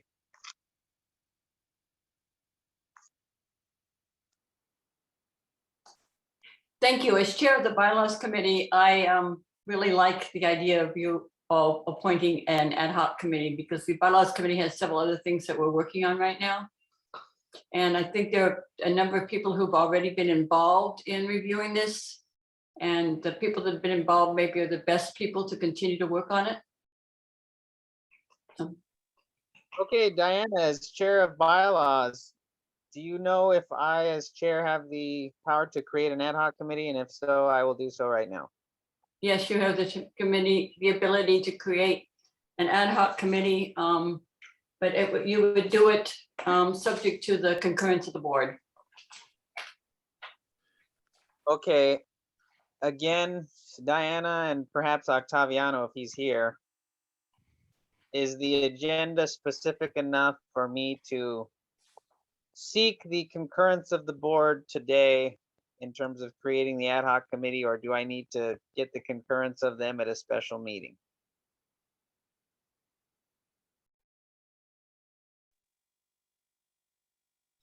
We'll take Diana's opinion. Octaviano. Go ahead, Diana. I'm looking for looking for the agenda. I would think you've got it on the agenda. I would think it would be enough to create a committee to deal with it. You're not really voting on a policy, you're just creating a committee to deal with it. So I think that would be appropriate. Point of order. It does say that the committee must be, an ad hoc committee has to have a defined purpose, which you have, a limited time frame, and carry out specific tasks, and be composed only of board members, and less than a majority of the quorum. Okay, I think there was a point of order raised. State your point, please. Yeah, that was me who said that. I know we're kind of getting into this. This could be considered discussion, but we also have a motion on the floor. So I think we need to dispense with that motion before we get into the ad hoc committee part of it. I appreciate that, Mr. Secretary, and I agree. You're Is there correct. any other comment on the motion, which is to send this item to the bylaws committee? If there's no discussion on that, we'll take that vote then. Okay. Mr. Secretary, did you want to comment on that, or is your hand still raised? Sorry, I just forgot to lower it.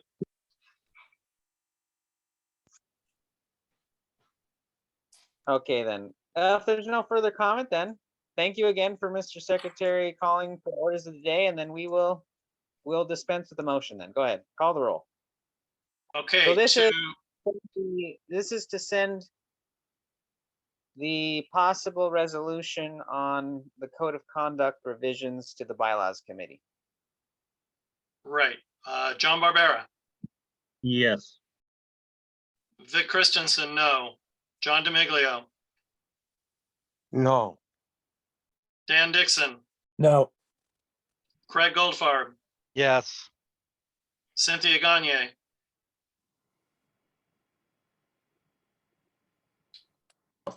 Yes. Christian Guzman, Yes.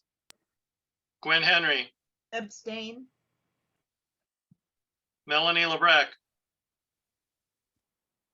Yes. Kelly Miller, Yes. Alex Norman, No. Thomas Norman, Yes. Adrianita Reyes Cruz, Yes. David Samperio, Yes. Angela Sumner, No. Chris Valle, No. Ray Regolado, No.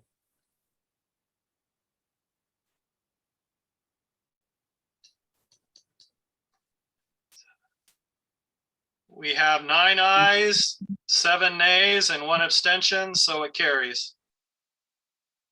Okay, thank you, Mr. Secretary. So the bylaws committee will work on this item. And I see a hand from Mr. Nave and a couple other people now, but we're kind of in between items, so we're gonna move on to the next item. Let's see, unless there's like a point of order of some It was kind. a point of clarification, actually, for my part, anyway. I don't know what Pat needed. So I was just wondering, so since this is being sent to bylaws, would it be possible for attendees of those meetings to help with that process? So since if an ad hoc committee had been created, then that could only be staffed by board members. If it goes, since it's going to bylaws, and the chair of bylaws has mentioned their significant workload, would it be possible for essentially volunteers or other people who are not current bylaws committee members to assist in that review?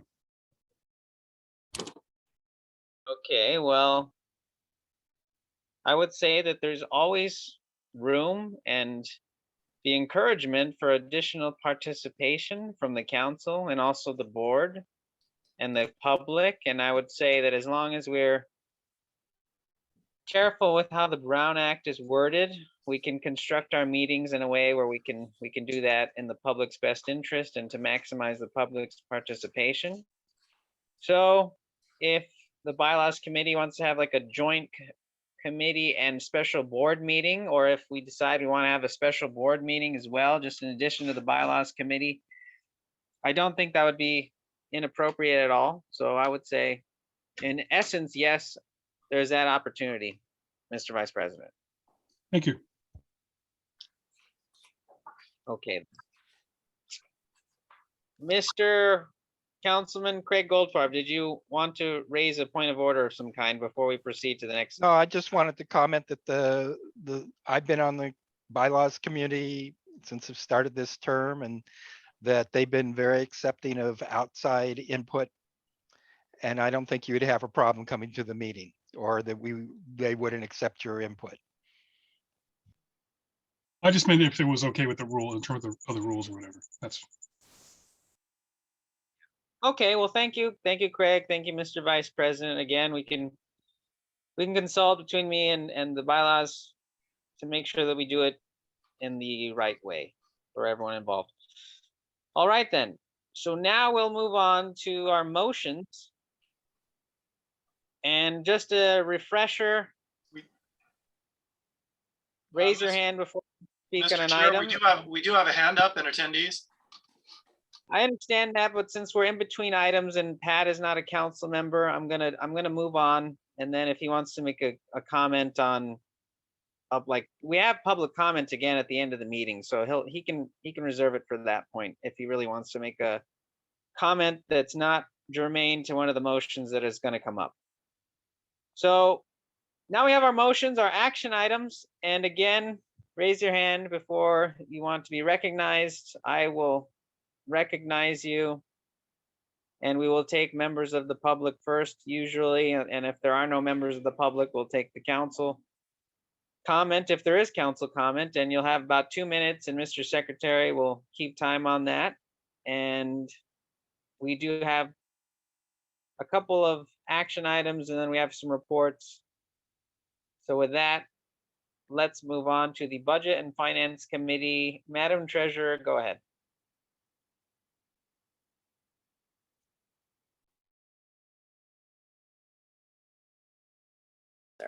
Okay, so this is our MER for the month of January. And so basically we had expenses for nothing really too much other than for this MER, there was $390 twice and then Are bridge we posting this? Huh? Are we posting this so the community can see it? It's been up on our agenda. It's I mean, no, we have the screen and we usually see it over there. So I was just wondering if we can post What this now? where the community could see it. The community can't, if they're attendees, they can't see the screen, I don't think. I'm not sure. I didn't mean to interrupt you. I just thought it would be. But it is online. It has been for a week. So the public has been able to see it, as board members have also. Octaviano? I'm able to see the agenda item that you're posting up there, Melanie. So Right. And I can do nothing about that. I'm screen sharing it and no, I can positively. So that means that I think everybody else can. Okay. Mr. President, point of clarification. Alrighty, so back to the motion and back to the MER.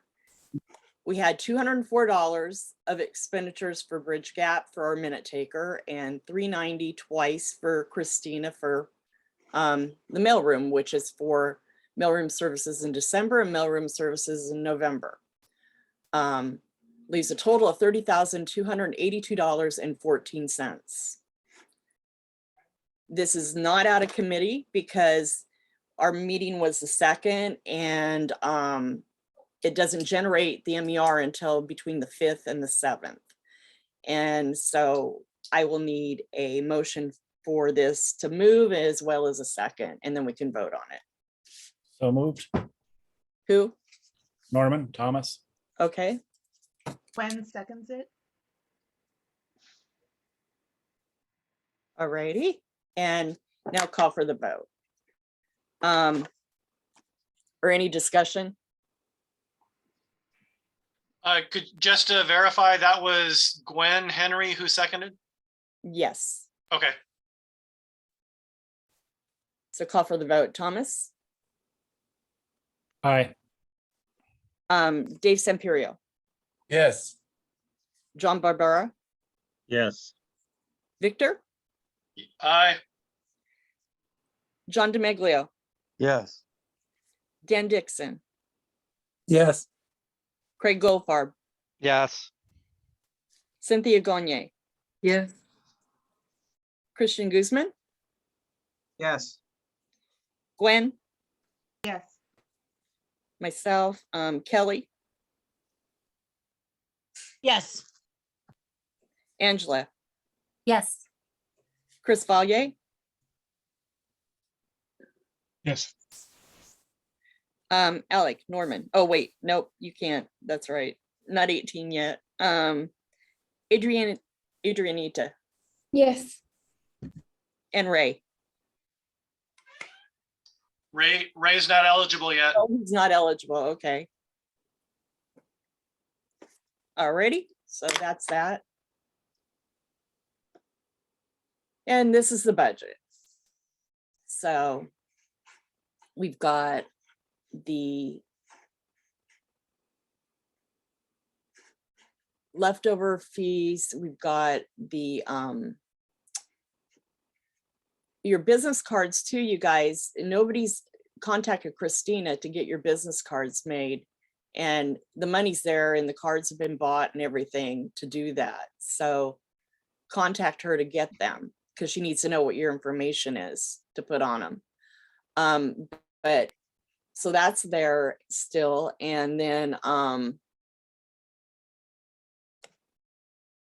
we have 10,000 in neighborhood purpose grants, and there's unallocated 6,619 in outreach. So any committees that are planning on doing anything, like if outreach is going to do your newsletter, we need to know for sure the second one. If you're wanting money for t-shirts, all of that, so we can make sure that we aren't leaving a lot of money in the funds and not doing something with it and end up having to give it back to general plan because we can only keep 10,000 to roll over. So this is out of committee. So we're in discussion phase at this point. So Craig, you have your hand up? Yeah, did you get any requests for community? What, the MPGs? Yeah. One so far, but we have still through March, February to March. And who did you get it as from? usual, they wait until the last minute sometimes to send them in. Yeah, nothing unusual, but who did you get a request from? I prefer not to say right now because they'll be brought up all together. If you want to come to the budget. I mean, we're I know Brown acted thing. This is all community. The this bird is no rescue. secrets. The bird rescue is the only one that's applied. Great, thank you.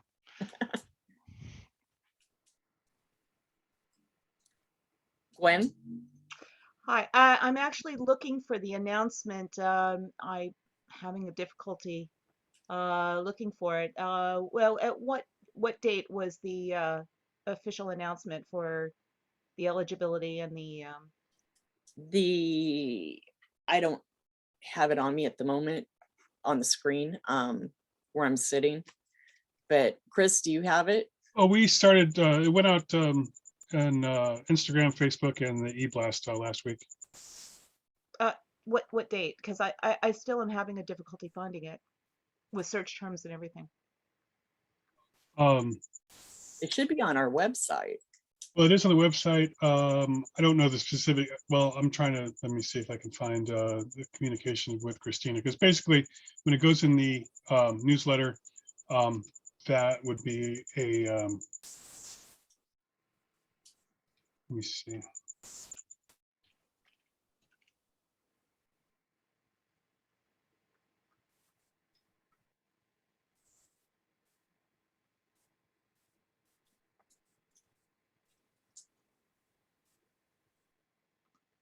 Yeah, it may not be effective use of time to search for that right now. You can look at the posting date on the Instagram post or something, or you can ask Christina when she got that request. Thank you. Okay, so I'm going to call for the vote. Thomas? Aye. Dave? Yes. John Barbera? Yes. Victor? Aye. John DeMeglio? Yes. Dan Dixon? Yes. Craig? Yes. Cynthia Gagne? Yes. Christian? Yes. Gwen? Yes. Melanie, yes. Kelly? Yes. Angela? Yes. Christian, or Chris Yes. Valle? I'm also a Christian. Yes. And then Adrianita? Yeah. Yes. Okay, and that's it. Moving on.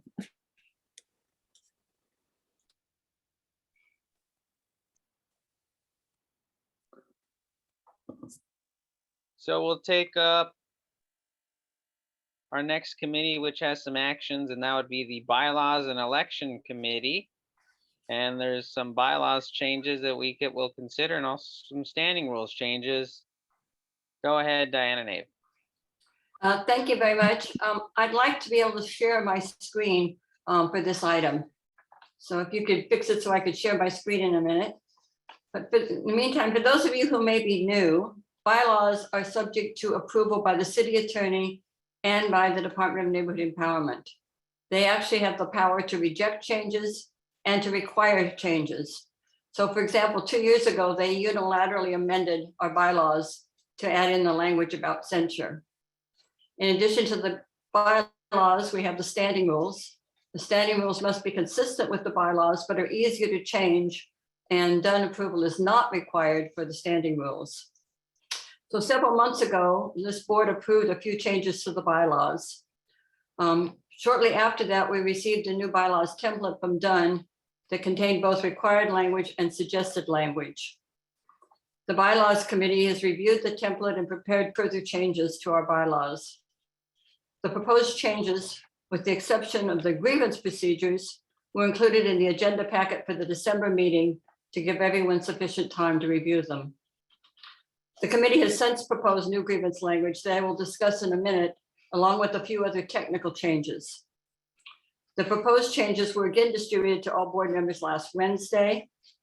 The changes were color-coded with yellow for those that we previously approved as a board, turquoise for the mandatory language from Dunn, and green for areas that were significant changes based mostly on Dunn's suggestions. The remaining changes were shown in red and are technical, and they mostly substitute language suggested by Dunn when it seemed better than our existing language, but where it did not change the intent of the bylaws. After the document was distributed to board members, Council Member Christensen used his technical editor skills to review the document and submitted a number of changes, most of which were technical in nature. That is, they were primarily changes to formatting or to consistency, and were therefore incorporated into the version of the bylaws that you actually have before you tonight. Among the consistency changes was the use of the acronyms NWSPNC to refer to the council and Dunn to refer to the department throughout. There were also a couple of changes in word preferences that he had suggested and were accepted. Most notably a change from the highest vote getter to the candidate receiving the most votes. These changes will show up in blue type in the document. And I want to thank him for all the time that he spent doing this. The version that includes his technical changes has been posted in the agenda packet on the website, and it's the version I will be sharing tonight. A couple of Member Christensen's suggestions were such that they would require an amendment, even though they were good clarifying changes, and therefore are not included in this document. Since our bylaws require amendments to be published with the agenda, we can't consider those amendments tonight. However, since the changes he proposed are consistent with the bylaws, we have a choice of either considering them at the next meeting or incorporating them into the standing rules, which would be also appropriate. So in order to screen share, I think I need to be promoted to a co-host, right? You're a full participant, I believe, Diana. We'll make sure. We'll make sure. No, I can't screen share without being promoted to a co-host. She has to be promoted to. Try it now, Diana. Yeah. Okay, now if I do this right, let's see. No, I did this wrong.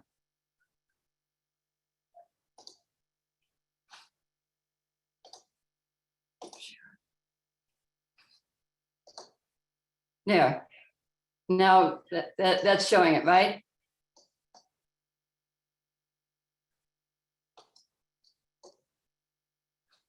You're good to go. Okay, thank you.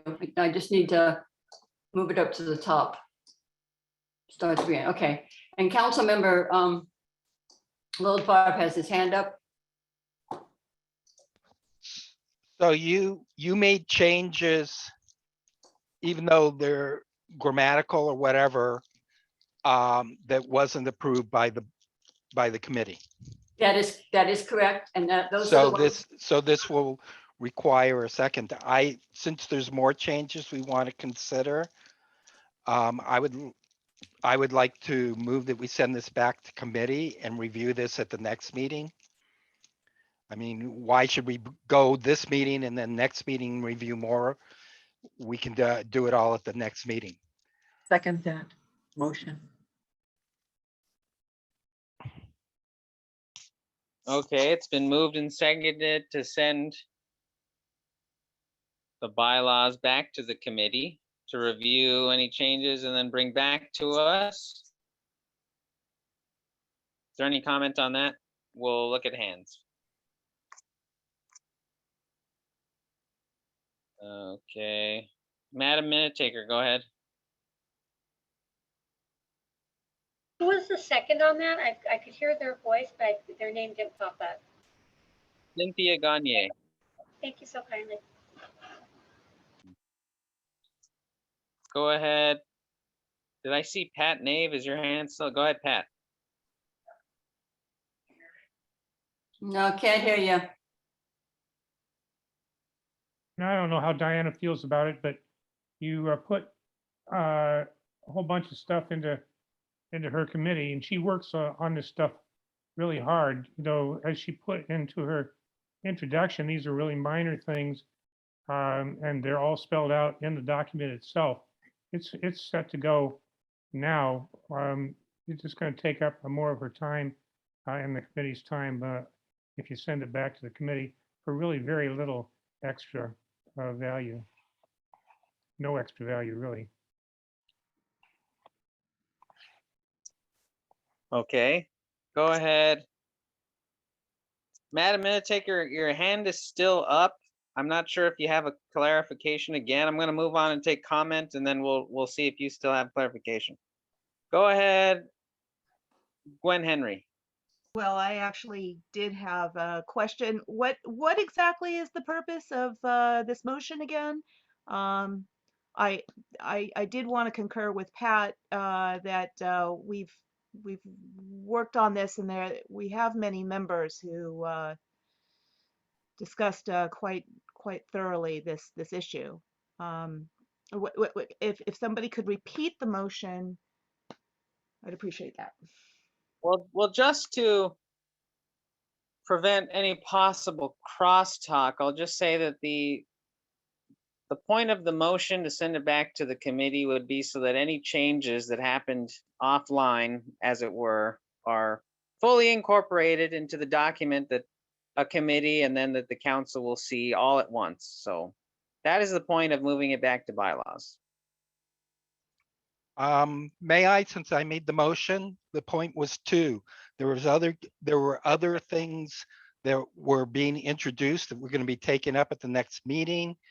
I figured if we're going to have to take up and add additional stuff into it, we might as well do it all in one meeting instead of doing some this meeting and some the next meeting.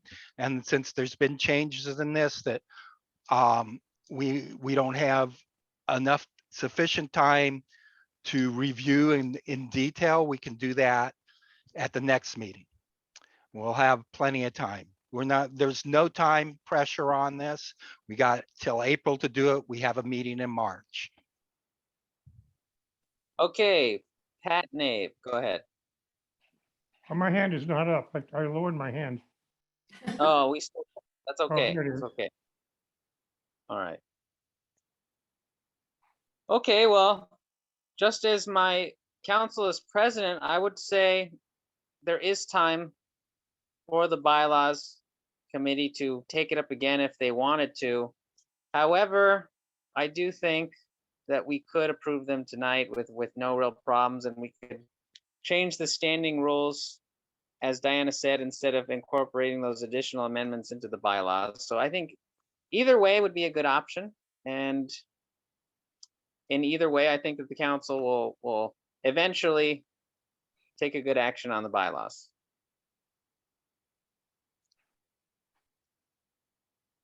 So if there's no further comment then on the motion to send it back to the bylaws, go ahead, Mr. Secretary, and take the roll. Okay, to send the bylaws back to committee, John Barbera, Yes. Vic Christensen, no. John DeMiglio, Yes. Dan Dixon, Abstain. Craig Goldfarb, Yes. Cynthia Gagne, Yes. Christian Guzman, No. Gwen Henry, No. Melanie Lebrecq, No. Kelly Miller, No. Alex Norman, No. Thomas Norman, No. Adrianita Reyes Cruz, No. David Samperio, Yes. Angela Sumner, No. Chris Valle, No. Ray Regolado, No.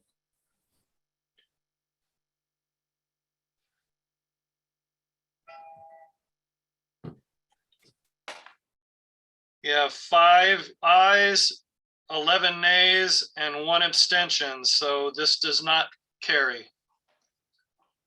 Okay, with that, I will go ahead and present the major changes in the document. The first change I want to point out is Point to of the order. Do it, since it didn't come out of committee, it needs to be moved and seconded. So moved. Second. Seconded. Okay, who is the maker of the motion? I believe it was Gwen Henry. Gwen moved and Thomas Norman seconded, I believe. That's correct. Continue then, Diana. Okay, so the first change I wanted to point out has to do with the boundary descriptions. And there are 2 changes in here to be aware of. The first one is that we're proposing straightening out the boundary between the Tabor area and the Park Western areas to make it Capitol Drive the entire way. Right now, it does a little jog over to Gatun. No one lives in the affected area. This would just make it easier to describe it by having it just strictly be the Capitol Drive. The other change I wanted to point out has to do with the name of the area that we were calling Vista del Oro. This is the area between Peck Park and basically 9th Street. And you may recall that during the election, there was some confusion about this seat.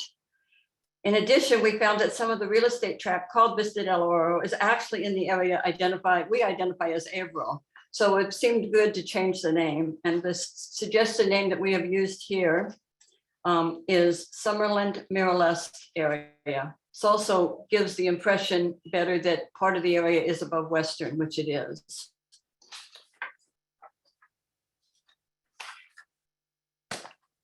The next change is a number of, looks like a number of changes to the section on the categories, but really they're all just format changes, except for the one on the non-governmental organizations. And the change there was language from Dunn that actually spelled out definitions of non-governmental organizations. And so it says what organizations are typical of non-governmental organizations.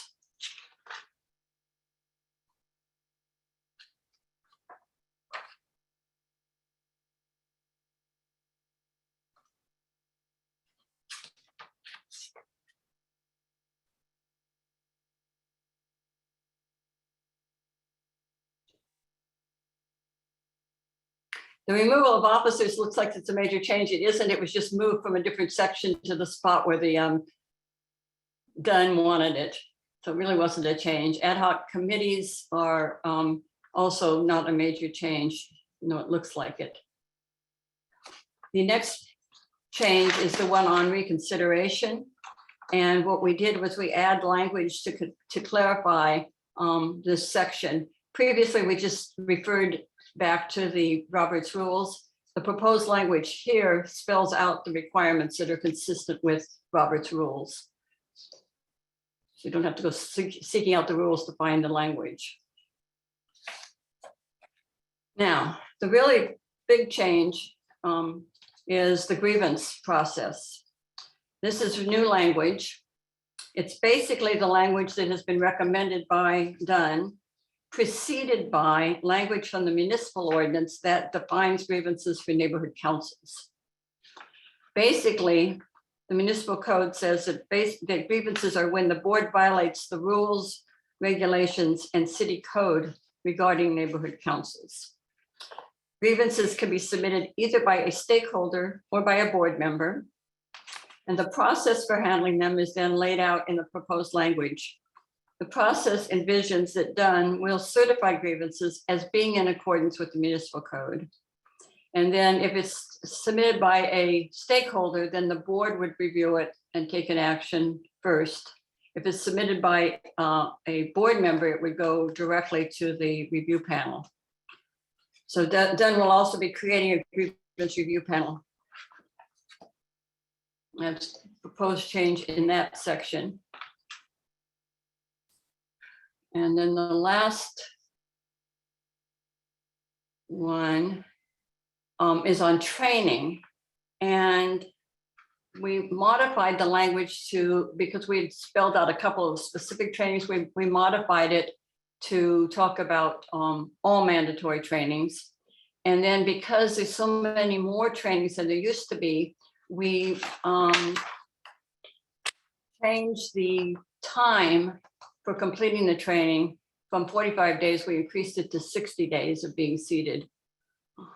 And the time period before you lose your voting rights. I would comment that one of the suggestions that was made by Councilmember Christensen that we would take up would be to say that there was the board could make an exception if there was a problem with the done training site. So to deal with the situation we've actually had come up. So that is an overview of the major changes in the bylaws. I will take questions at this time and note that approval of the changes requires a 2/3 vote of the members present. John DeMiglio. Yeah, I'm not understanding because I'm getting a little bit of feedback from different committee members. This was not presented or altered or voted on by your committee? It was subsequent to our committee meeting. Councilmember Christensen went through and found what I consider to be technical corrections. That is making sure that everything was consistently capitalized or not capitalized, making sure that the spacing was appropriate. So those kinds of changes were subsequently made, the technical changes in nature. Those were made after the committee, which is why it was suggested that there be a new motion. Isn't it supposed to be complete before it comes to the board? We have, this council has always taken technical changes as being, in the past, we've just taken technical changes and made them because those are, they don't change the meaning. They don't change the meaning of anything. They're simply technical in nature. Well, everything's technical in nature. Okay. Well, yeah. I mean, you can say whatever you want, John. I'm just explaining how we handle it in the past. I understand that, but maybe nobody's questioned it in the past. I think it needs to be questioned and not for somebody to come out of a committee chair and dictate it. Okay, thank you, Councilmember DeMaglio. You've now spoken 3 times on the item, so go ahead, Diana, take other comments, please. I have trouble seeing hands when I've got screen sharing, so maybe somebody else would like to take the comments. Pat? Sorry, Pat, I accidentally muted you when I meant to unmute. Go ahead. I can't hear you. You should be. It's always. Okay, now I can. There you go. Yeah, it doesn't make any difference if it was changes made after the matter was heard at committee. It's what you have before you now is what you're voting on. And that was quite rightly by Council Member Goldfarb was pointed out needed a motion and a second. That's been done. So what you have before you is what you're considering. It doesn't matter what really what happened in the committee, to be blunt.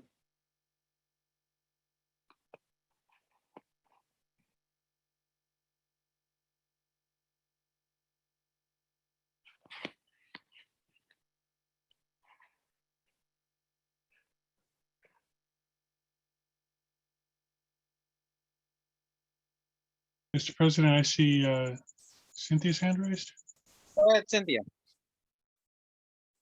President, since we do have some time and since there's a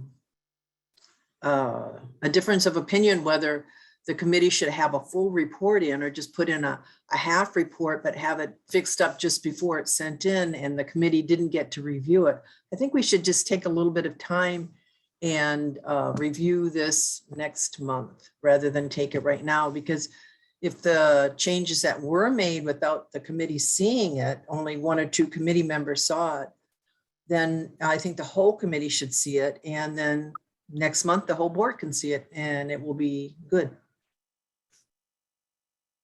Okay, thank you for the comment. There, we had a motion to refer it back to committee and the motion failed. So I think that the majority wants to dispense with the motion in one way or the other. Go ahead, Council Member Ray Regolado. Yeah, we all had the opportunity to read this and discuss it. I think if we were all prepared to actually have the discussion and read it ahead of time to understand what the changes were. We also clearly understood that there might be some easy grammatical or punctuation changes during this committee meeting. And I'd like to kind of restate something that I think it was said very appropriately. The chairperson for this committee has spent a lot of time to make sure that there's a clear understanding of what the changes are. They're delineated, they're there for review.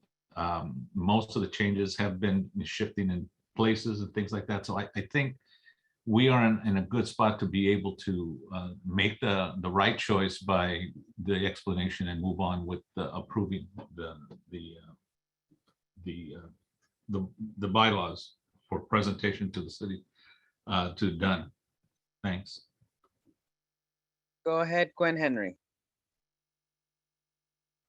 I would like to reinforce what Ray has just said, that the chairwoman had gone through just now and delineated exactly the changes that weren't in committee. And they were things like moving it down.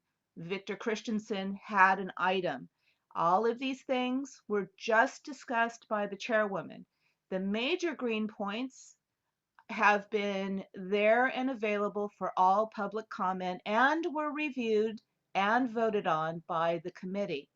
So once again, if you had listened to what the chairwoman had just gone through, all of those new revisions, the minor ones, are in there. If you disagree with Victor Christensen's comment being added, then that should be reflected in there. If you don't like the word there being changed to the appropriate context, there, then you should vote no. Thank you.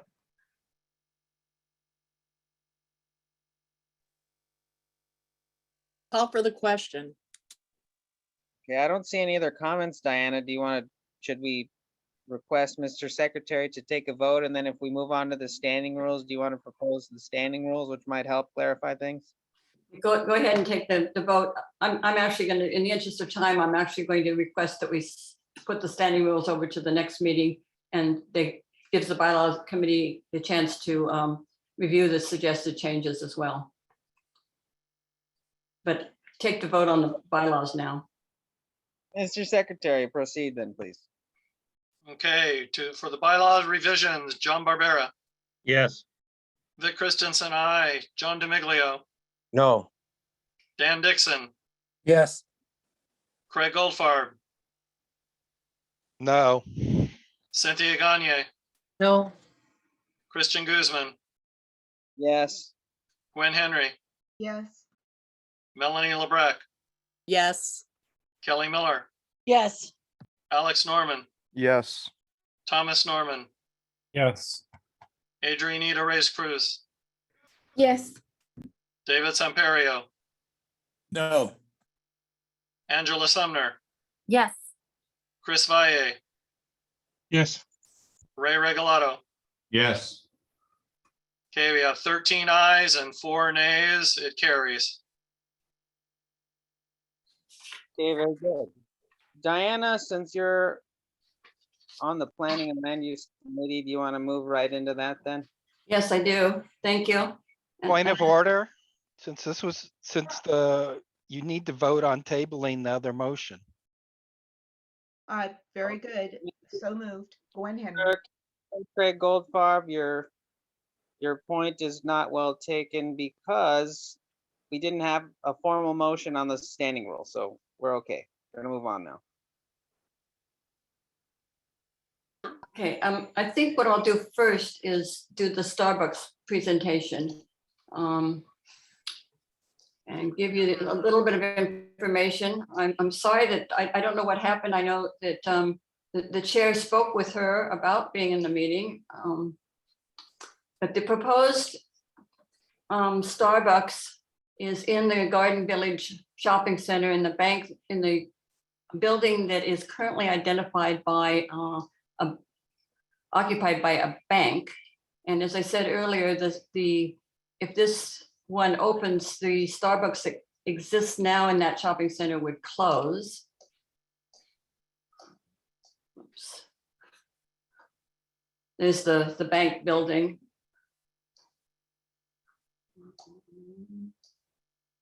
Let's see. This is the big issue I think around it is that it is a proposed drive-through restaurant. It has an indoor area, it has an outdoor patio, and then it has a drive-through window. It would have 10, a lane that would hold 10 cars here, and if there was a need for more, there's a space for an additional 5 here. So you could back up easily 15 cars in the drive-through. It has solar panels that are integrated into the design. And it also has 1 EV parking spot and with the ability to make, I believe it was 3 more, it may have been 2 more EV parking spots. These are the renderings of what it would actually look like on the outside. This area over here is the enclosed patio with the outdoor seating. It's the solar that would be over the patio. It's a better view of the patio.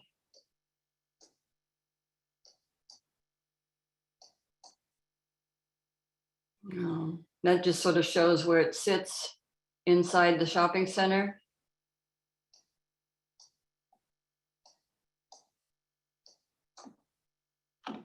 And this was their talking about some of the things that they do in the community and the fact that it would create about 20 new full and part-time jobs. They have a college achievement plan that gives eligible part-time partners the opportunity to earn a bachelor's degree with full tuition coverage, which I thought was interesting. And one other thing I failed to mention, I'll go back to it if I can here. You can't tell it from this, but this is a 5-foot wide planting to screen this area, to provide a buffer between where the cars are and where the outdoor seating is.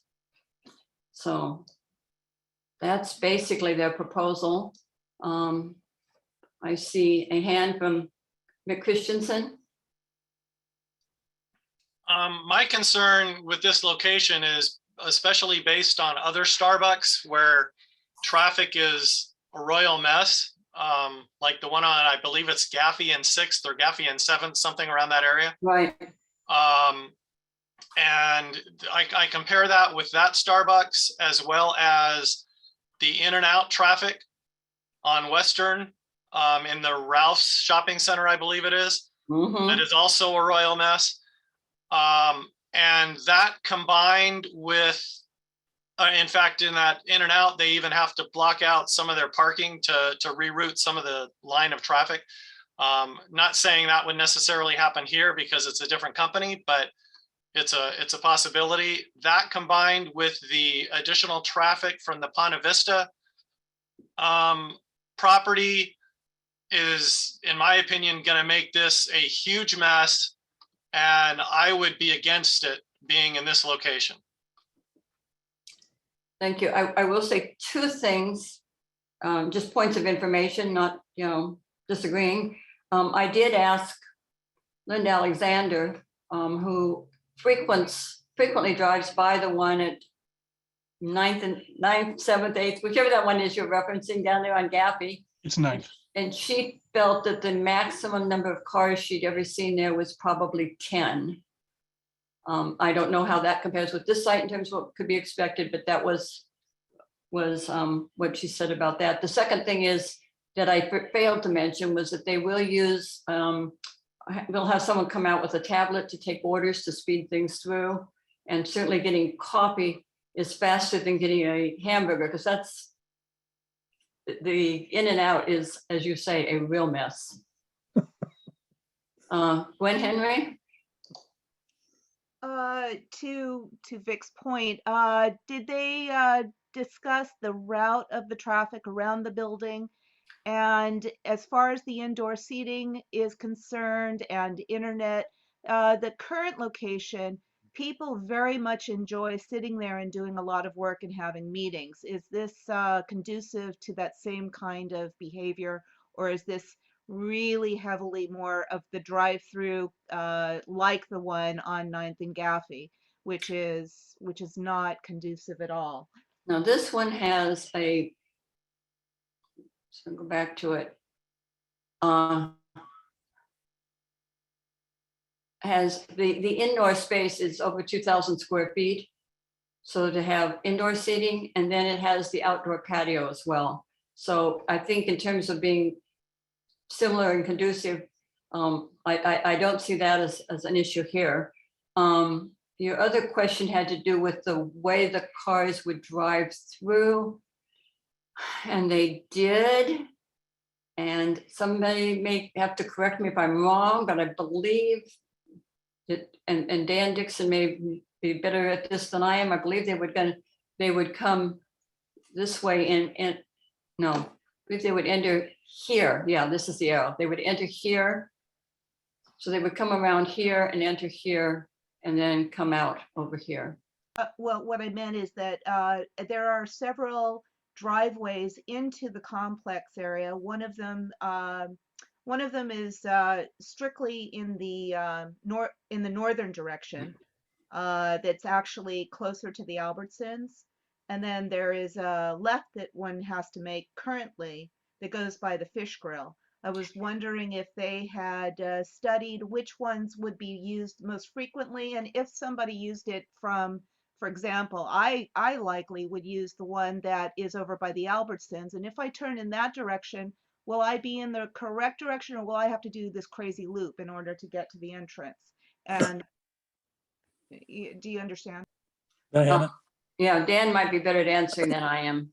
I believe there's a driveway right next to the current bank building, former bank building. It hasn't been occupied for 2 or 3 years.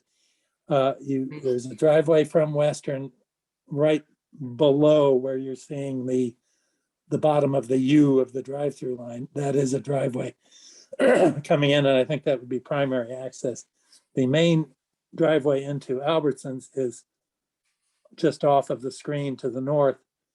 I think there's something to be said about a huge overflow of traffic, and it's hard. I imagine it's hard to predict since nobody's ever thought of that Starbucks as being a drive-through in that development.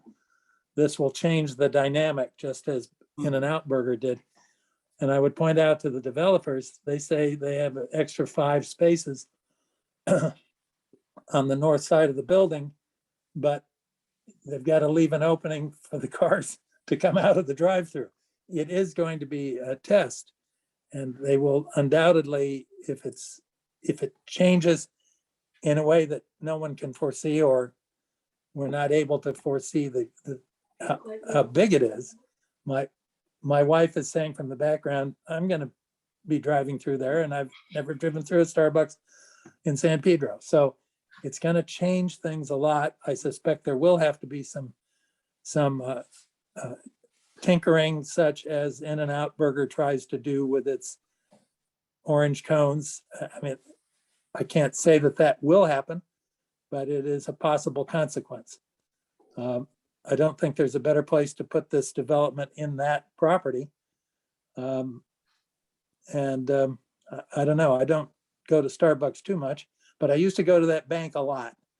It was easy to get in and out of the bank. I'm not sure how it will be now, but it's typical of new developments like this that there are unforeseen consequences. Most of them work out in the end, but sometimes they don't. Sorry, that's pretty inconclusive. Yeah. The purpose of tonight is to take input, and it will go back to the committee, and then the committee will bring back for action at a subsequent meeting. David, Sampiero, Ariel? Yes, I don't go to Starbucks a lot. I do go to Starbucks, but I'm mostly making runs for family members. So the one on 9th, the one on 9th and Gaffey, it exits out, or better yet, the entrance is from 9th below Gaffey. And I've seen way more than 10 cars at a time. I think it's going to be different. This Starbucks will probably have more of a traffic problem. As it was pointed out, the In-N-Out burger. So because it's more inside the complex or inside the parking lot. So I think it's going to be more comparable to that, the In-N-Out. I think there's going to be traffic. It's people love their Starbucks and people don't like to get out. And so I think it is going to be traffic, but it's going to be inside the parking lot. So that's just something that has to be dealt with. And that's within the parking lot. I don't think it's going to exit out into the streets, in my opinion, but it's a business and we're going to have to deal with it like it was dealt with in In-N-Out. It does provide jobs and people with their Starbucks. So it's something we're going to have to think about in those terms. So that's all. Thank you. Gwen?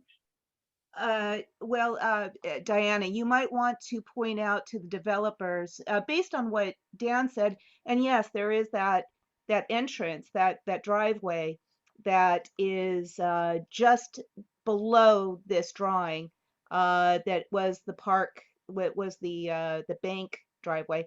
If you follow that along, for example, if you see that there would be a line of cars going that way, and then you turn left and you go up, and then you go into the parking lot and you loop over to the entrance, you will see that the line of cars will bottleneck and you won't be able to exit. There won't be an exit because you've got a backwards C going. It's like a big spiral. And so the exit will be stuck within the spiral. Do you see what I'm saying? Yeah, unless they have, I've seen oftentimes something like that, and they've had a way of marking it. But yeah, we should ask the developer about that. I wish she was here. I don't know what happened. I'm trusting that Christian sent her the link, but I don't know. Chris Valier? Yeah, she knew about the meeting. I think that it was just Valentine's Day, so that's probably why she didn't come. Oh, okay. Yeah, I had no information because I hadn't talked to her after you did. Chris? Right. So I think everybody's made some really good observations about this property. Actually, the reference to the Starbucks on Gaffey and 9th is important because that is a very, very small parking lot, and the issues have to do with people who are waiting on the street to get in and out of that place. So they're either entering from 9th westbound or exiting northbound onto Gaffey. But the proposed site is much larger. It's already an existing drive-through structure, so they've already done some traffic controls for that. And if you direct your attention to the top of the diagram, where you see these the parking spaces, and by the way, I've banked here for a while, so I'm familiar with it. There's divider between the right off screen, essentially at the very top is the lane that exits the parking lot there. So that's actually separate. The exit to the loop, so the right-hand side of the U would probably turn right into what is a 2-lane exit for their little plot. So, I mean, yes, there will be increased traffic, but I think it will also be better for the parking lot overall, considering the way that the traffic moves in and around the existing location, which I'm sure does a significant amount of business with a much smaller footprint.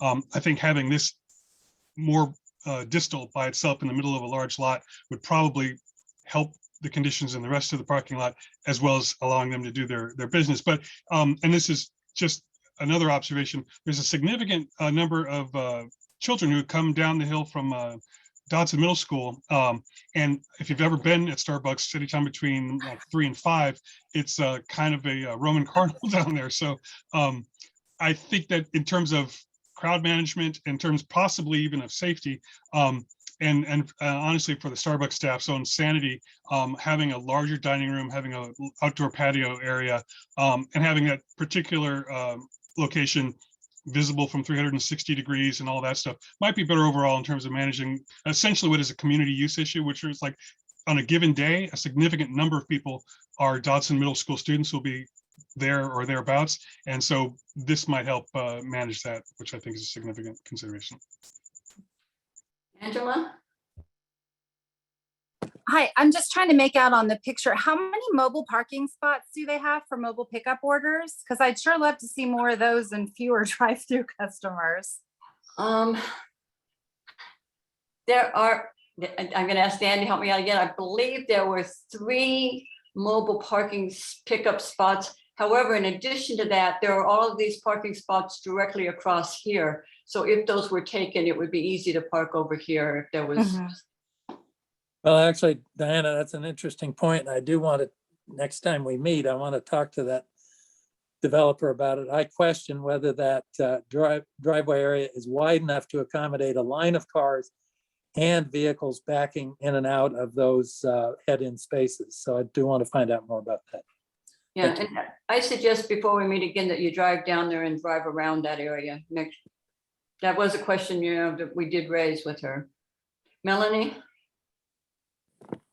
Yeah, that was my concern, is whether or not it was wide enough that the cars circulating to allow for flow over, you know, for the rest of the parking when somebody, and also parking spaces to get around if it got backed up.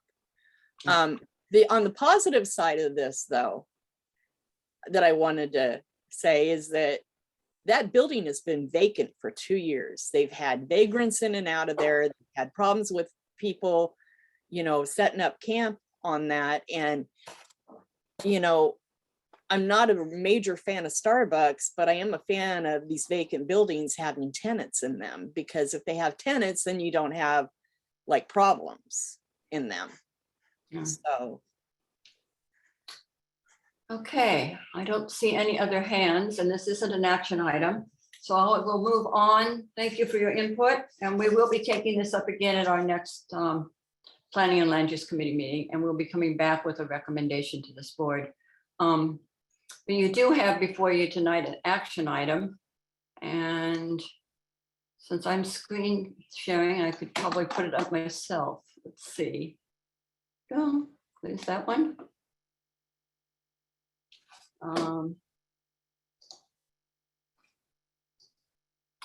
So this is a motion to actually approve a CIS on the proposed development at 2111 South Pacific. And this is based on a request from the Coastal Neighborhood Council that we support the appeal of this project. The project is a proposed 4-story, 100-unit mixed-use building on Pacific between 21st and 22nd Street. It would take up the entire block. It's from the same developers as the proposed project at 13th and Pacific that this board previously supported the appeal on that project. That project is now the subject of a lawsuit. This 2111 project has been approved by the City Planning Commission and is on appeal to the City Council, which is why it's appropriate to file a CIS at this point in time. The proposed CIS supports the appeal and focuses on 4 issues. The first thing is that the 4-story building doesn't conform to the community plan, which limits the project in this area to 3 stories. It's out of keeping with the neighborhood, which is mostly 1 and 2 stories. The parking situation is woefully inadequate. It actually has 84 parking spots for the 100 units. 4 of the parking spots would be for the 2 commercial spaces. That leaves 80 spots for the 100 apartments, but half of those 80 spots are tandem, which in reality makes parking only accessible for 59 of the 100 units. Furthermore, the parking is unbundled. That is, it's not included in the rent, but is rented separately. So it's in an area that already has significant parking problems. And the last thing is that that mentions is the request to waive the loading zone requirements that will cause further congestion on the street in an area that's already congested. So this is out of committee, and that's the proposed motion. It doesn't say whether it's support or opposed in the CIS because there is some confusion as to which, if you're supporting the appeal. So we're trying to get clarity on whether supporting the appeal requires a yes or a no. I believe it's going to be don't support the council motion and because we're supporting the appeal. I see 3 hands for questions. I think the first one I saw was David Sampiero. Oh, I was just that location is that empty lot, right? That's on. It's almost all an empty lot. There's a little bar or is it on the corner. Right? Yeah, there's a little building on the corner. Okay, yeah, I just wanted to know if that was the spot. That's all. Yeah. Ray? Yeah, I was a little confused, and I think you tried to clear it up, but I was a little confused as to the wording where I'm hearing to support the appeal, and I'm not sure just what the appeal is all about, because it sounds to me that the 4 items that you have listed is actually arguments for not supporting the building project. Yes? Right. That's what the appeal is. The appeal is to not support the building project. Okay, great. The appeal is the appeal of the City Planning Commission's decision to approve it. So, yeah, so this is opposing it. Okay, thank you. Melanie? What is the council file on this? The number? The council file number is on the agenda, or I submitted it with the agenda.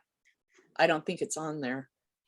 Yes, it's there. It is 21-1269. It is on the agenda. And Melanie, don't file it yet because I need to get the clarity on whether this is a support or oppose. Okay. We're trying to hear back from the city to make sure. Email me or text me and let me know. Yeah, I will. I think in order to support the appeal, we have to oppose the council file, but somebody else has told me the reverse, so we need to get clarity. John Meglio? Yeah, what is Coastal's view on this? Have they voted on this yet? Oh, yes, several times. And what was their vote? They oppose the project, they support the appeal.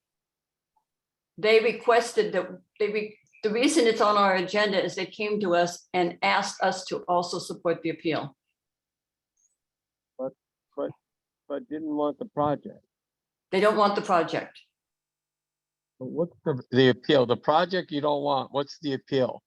The appeal is of the Planning Commission's decision to approve the project. The Planning Commission approved it. Yeah, then an appeal was filed objecting to the approval. That appeal then goes to the City Council to be heard. Okay. Okay. But that's why it's a little unclear as to which way the one part of it. Gwen Henry. For the sake of clarity, when we word our vote, I believe that we should have we are voting to not approve of the project. You are voting to support the appeal. To support the appeal. So if we do not want the project, then we say yes. That's correct. You support the appeal if you do not want the project. Thank you. Okay, I think I'll be ready for a roll call. I don't see any other hands. Oh, We do have a couple hands. okay. We I have can't see them. We have Pat in attendees and I believe Chris Valle and panelist. Okay. Oh, yeah. Okay, Chris?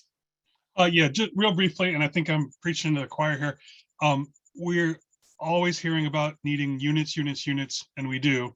But we've also seen, especially in San Pedro, but I'm sure elsewhere in the city and the county, what happens when you simply load as many units as you physically can into an area with making no other changes or improvements. So, it doesn't necessarily mean that these proposed units, considering the way they're renting this parking spaces separately from the units, they're clearly, not that I would expect otherwise, about making the money. So they would be more than happy to dump a bunch of new tenants into this neighborhood and provide no other support beyond collecting that rent. Which doesn't, of course, even mean that people could afford these rents, whatever they happen to be.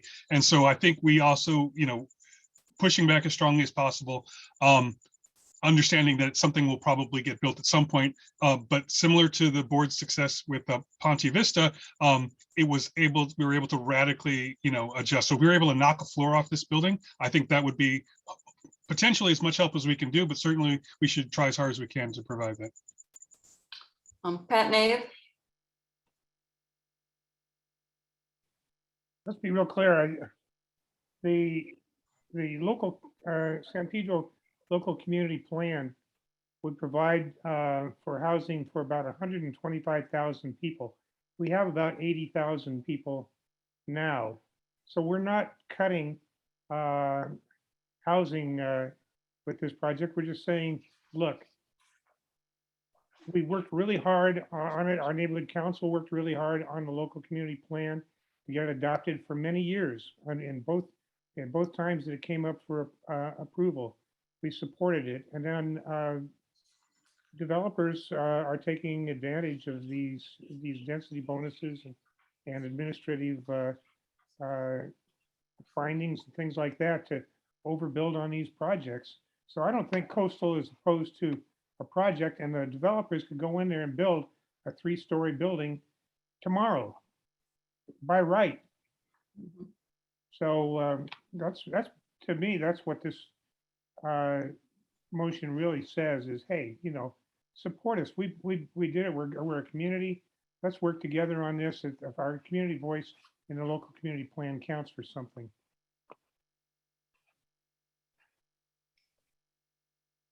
Lowering my hand. I think we're at a point where we can take a vote on this.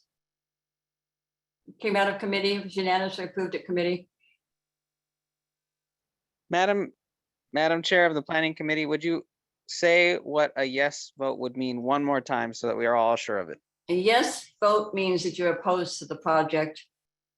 You support the appeal of it because you're opposed to the project.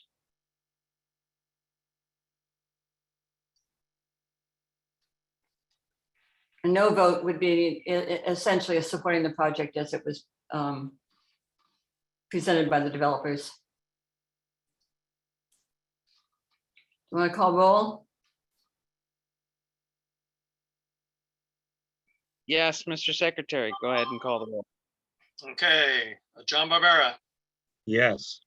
Vic Christensen, aye. John DeMiglio, Yes. Dan Dixon, Yes. Craig Goldfarb, Yes. Cynthia Gagne, Yes. Christian Guzman, Yes. Gwen Henry, Oh, yes. Melanie LeBrecq, Yes. Kelly Miller, Yes. Alec Norman, Yes. Thomas Norman, Yes. Adrienne Reyes Cruz, Yes. David Samperio, Yes.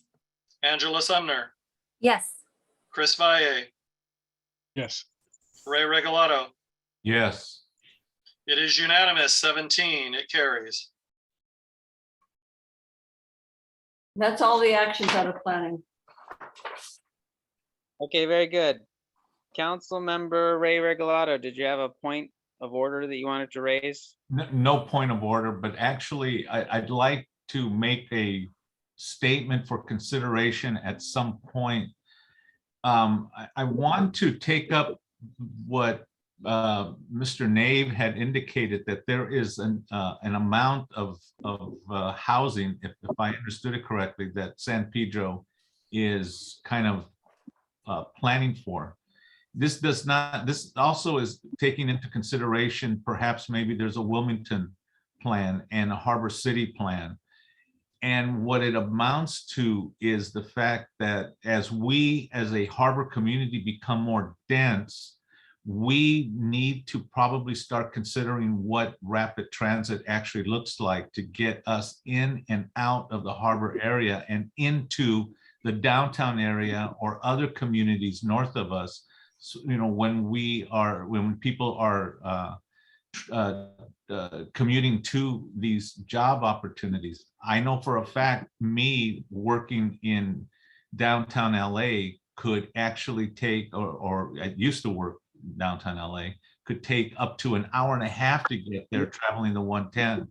I would hope that perhaps maybe at some point we start looking forward and advocating for the fact that we need rail transportation coming down to the harbor community and or other methods to get in and out of our community, especially when we are kind of locked into very critical transportation corridors that are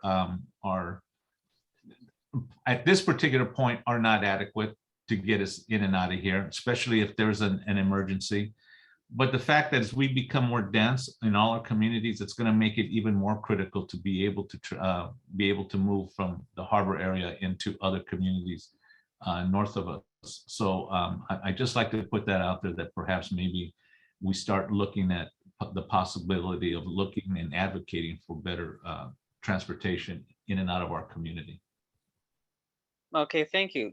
We do have item number 13 is announcements / future agenda items. And then we have general public comment again. So if there's no objection, why don't we go ahead and move on to 13 and 14 and kind We have to do of. the vote. What about 11? What's that? Go ahead. What is that, Madam? You're skipping 11 committee reports? I understand, but I want to give the chance for Okay. Nate to refine his point. If he wants to request it at a particular committee, we can take up item 13. If there's an objection, you want to take up the reports, we'll go back up to the reports. Point of order, can we just refer it to committee and go on? This is just needlessly extending the meeting because of somebody's personal opinions. We do have a proper way of handling this at committees. Okay. This is this whole tirade from Councilman Ray just wasted a whole lot of time. It's time to move on. Thank you. I would say, I'll take your point and just say that I would recommend that the planning committee work on the item that Ray discussed, and that also the sustainability committee might also want to touch on it if it relates to sustainability. So maybe the planning and sustainability will work with Ray, and they will work on that this month, and we'll come back perhaps next month or in the future. With that, we do have some time for the committee reports then, and so we'll go back up to committee reports. Go ahead. Christian, we need to have the release of co-hosts back to me and so I can screen share. Diana really shouldn't be screen sharing. It should be done by a board member. Okay. Well, you are a co-host, but we can. Right, she has to other release thing. the screen sharing. Okay. There you go.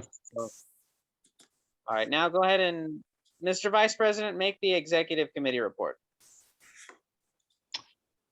I am not prepared to do so. Let me see, I'll pull up the agenda real quickly here.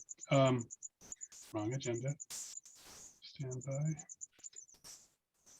Or we can have Madam Treasurer make the budget and finance committee, and then we'll come back to the executive. Go ahead, Madam Treasurer. Please do. We'll come back.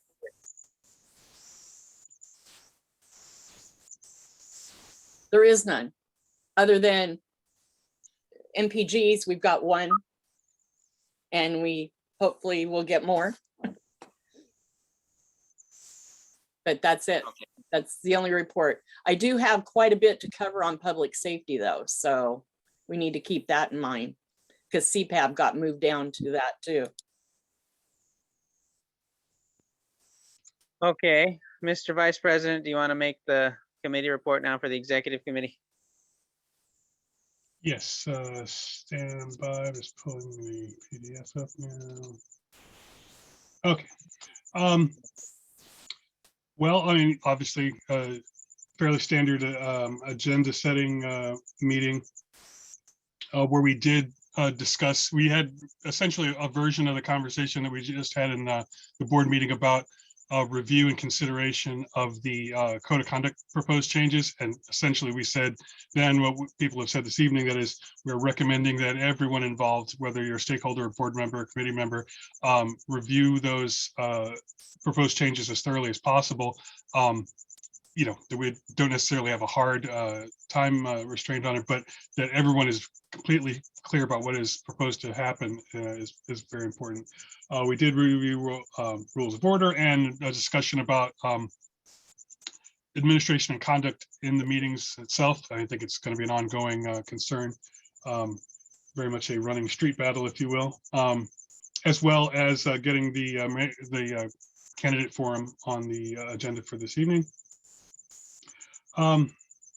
Yeah, I mean, it was, you know, more or less basic agenda setting meeting, as you can tell. So what we talked about is what we've done so far this evening. I don't recall any other particularly critical work that we've done.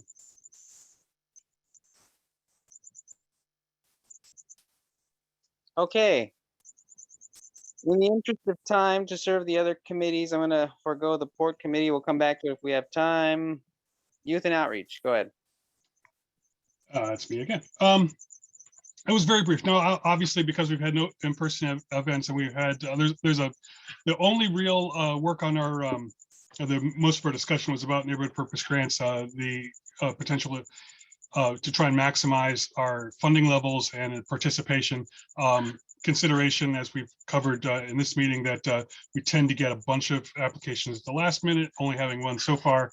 At least it's an indication that some people have been reached. And again, as we've stated earlier, we've already gone through one round of publicity with our newsletter, with Instagram post, which has then been copied to Facebook, and I'll probably follow up another one. I'll try and find some variation of that in the next week or so to keep it visible and a little more current. But again, I think we were expecting the sort of usual suspects to come in. I don't know if anyone has spoken to, I mean, I don't think we're not soliciting them, but we're just doing our due diligence to make sure that it's publicly available. So I'll probably follow up and send some things to the San Pedro Facebook page and et cetera, just another round of digital flyering. Very good. Planning and land use.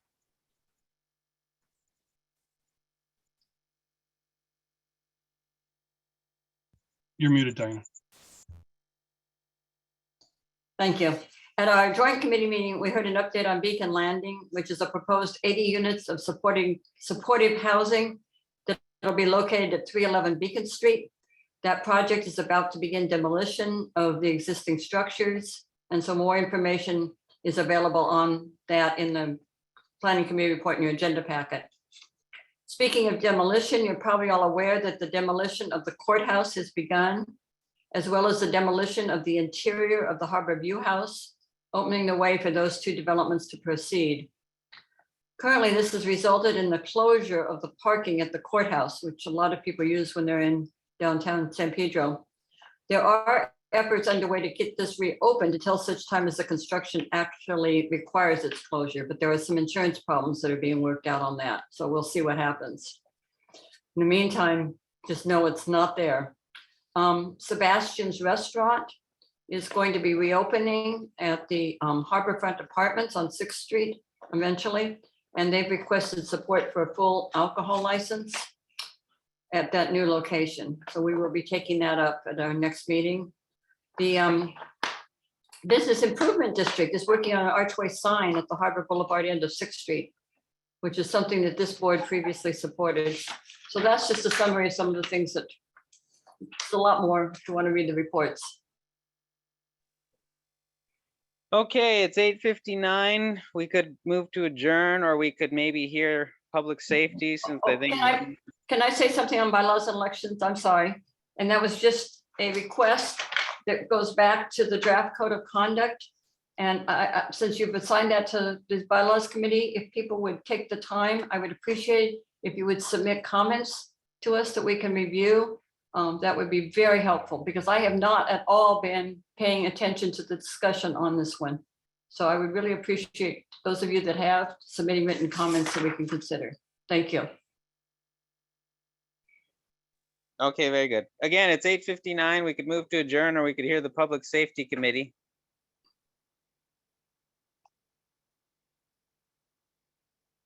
Go ahead, Melanie, then. Okay,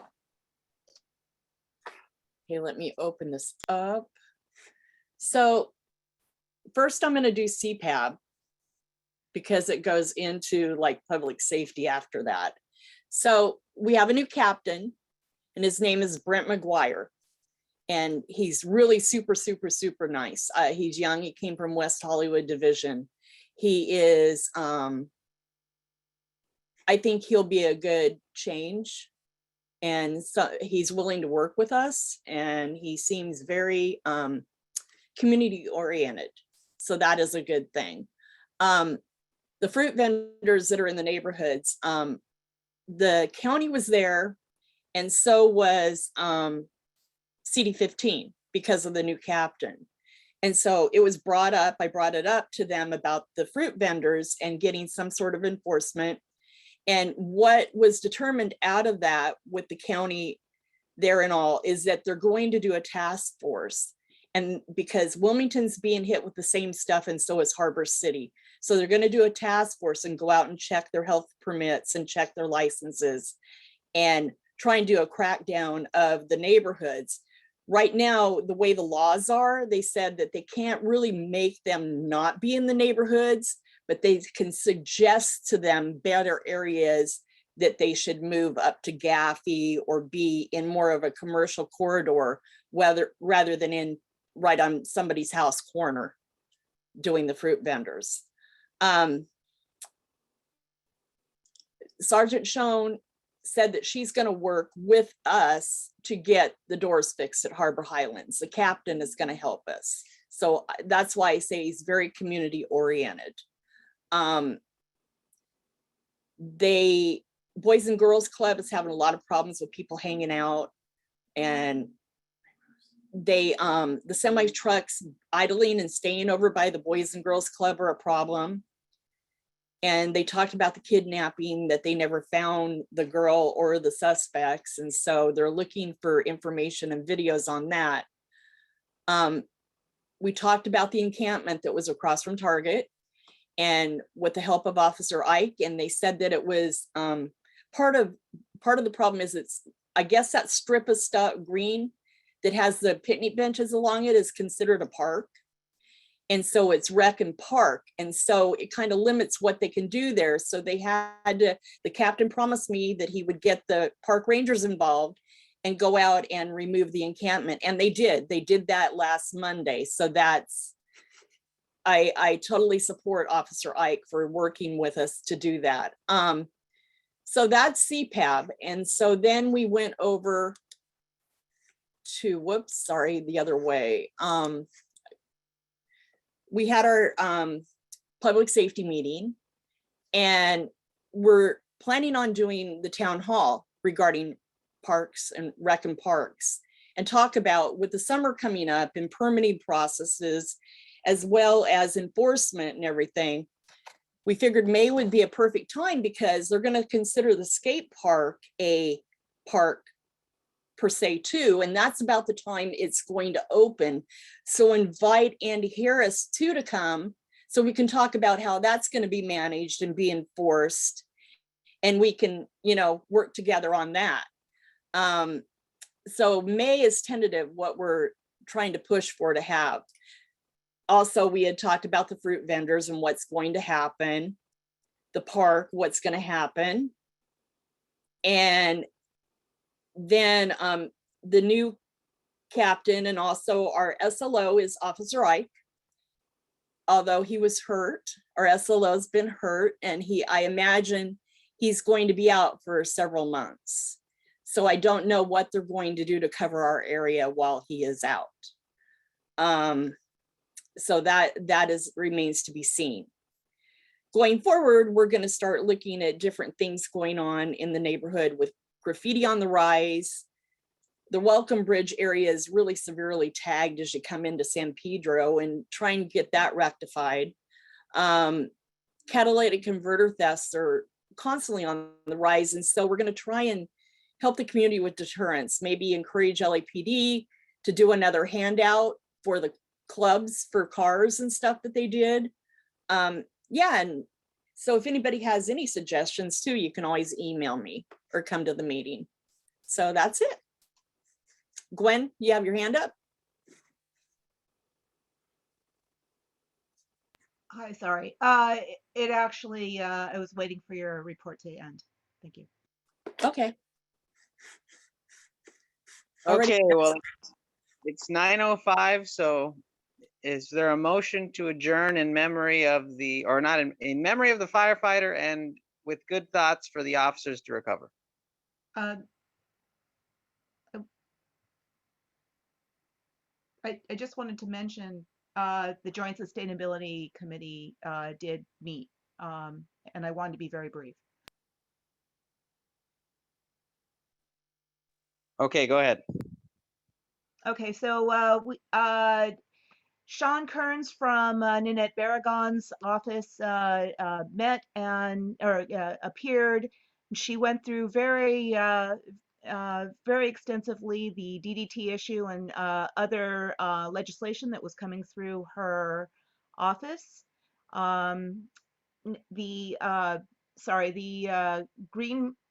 The green ports thing was discussed thoroughly.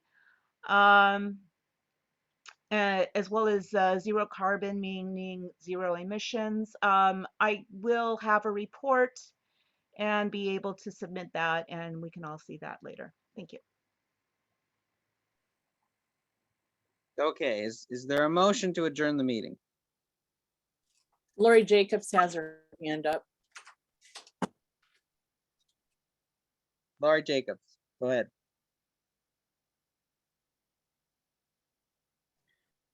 I have to just express my frustration that homelessness is at a crisis level, along with the lack of affordable housing and mental health issues related to this. And yet, if I even have given any time for a report, it's like 2 minutes at the end. So if you're not interested in having a homelessness liaison, then let me know. Or if you are, we need to put some more importance on this and put it at the front of the meeting. I'm not going to give my report now. There are some important things happening, and I will let you know that the Beacon Landing is going to be presented at the next working group meeting, Diana, on March 1st. But this board gives no importance to the homelessness issues. So I'm just needed to express my frustration. If you're not interested, then I don't need to sit here for 3 hours. Thank you.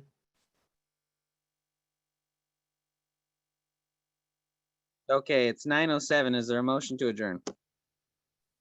So moved. Okay, is there a second? Second. It's been moved and seconded. It was moved by Mr. Vice President and seconded by Thomas Norman. All those in favor say aye. Aye. Aye. Aye. Aye. Any opposed? Are there nays? Okay, well, have a Good night. good night. Have a safe night. say Goodbye. nay. Happy Valentine's Day. Good night.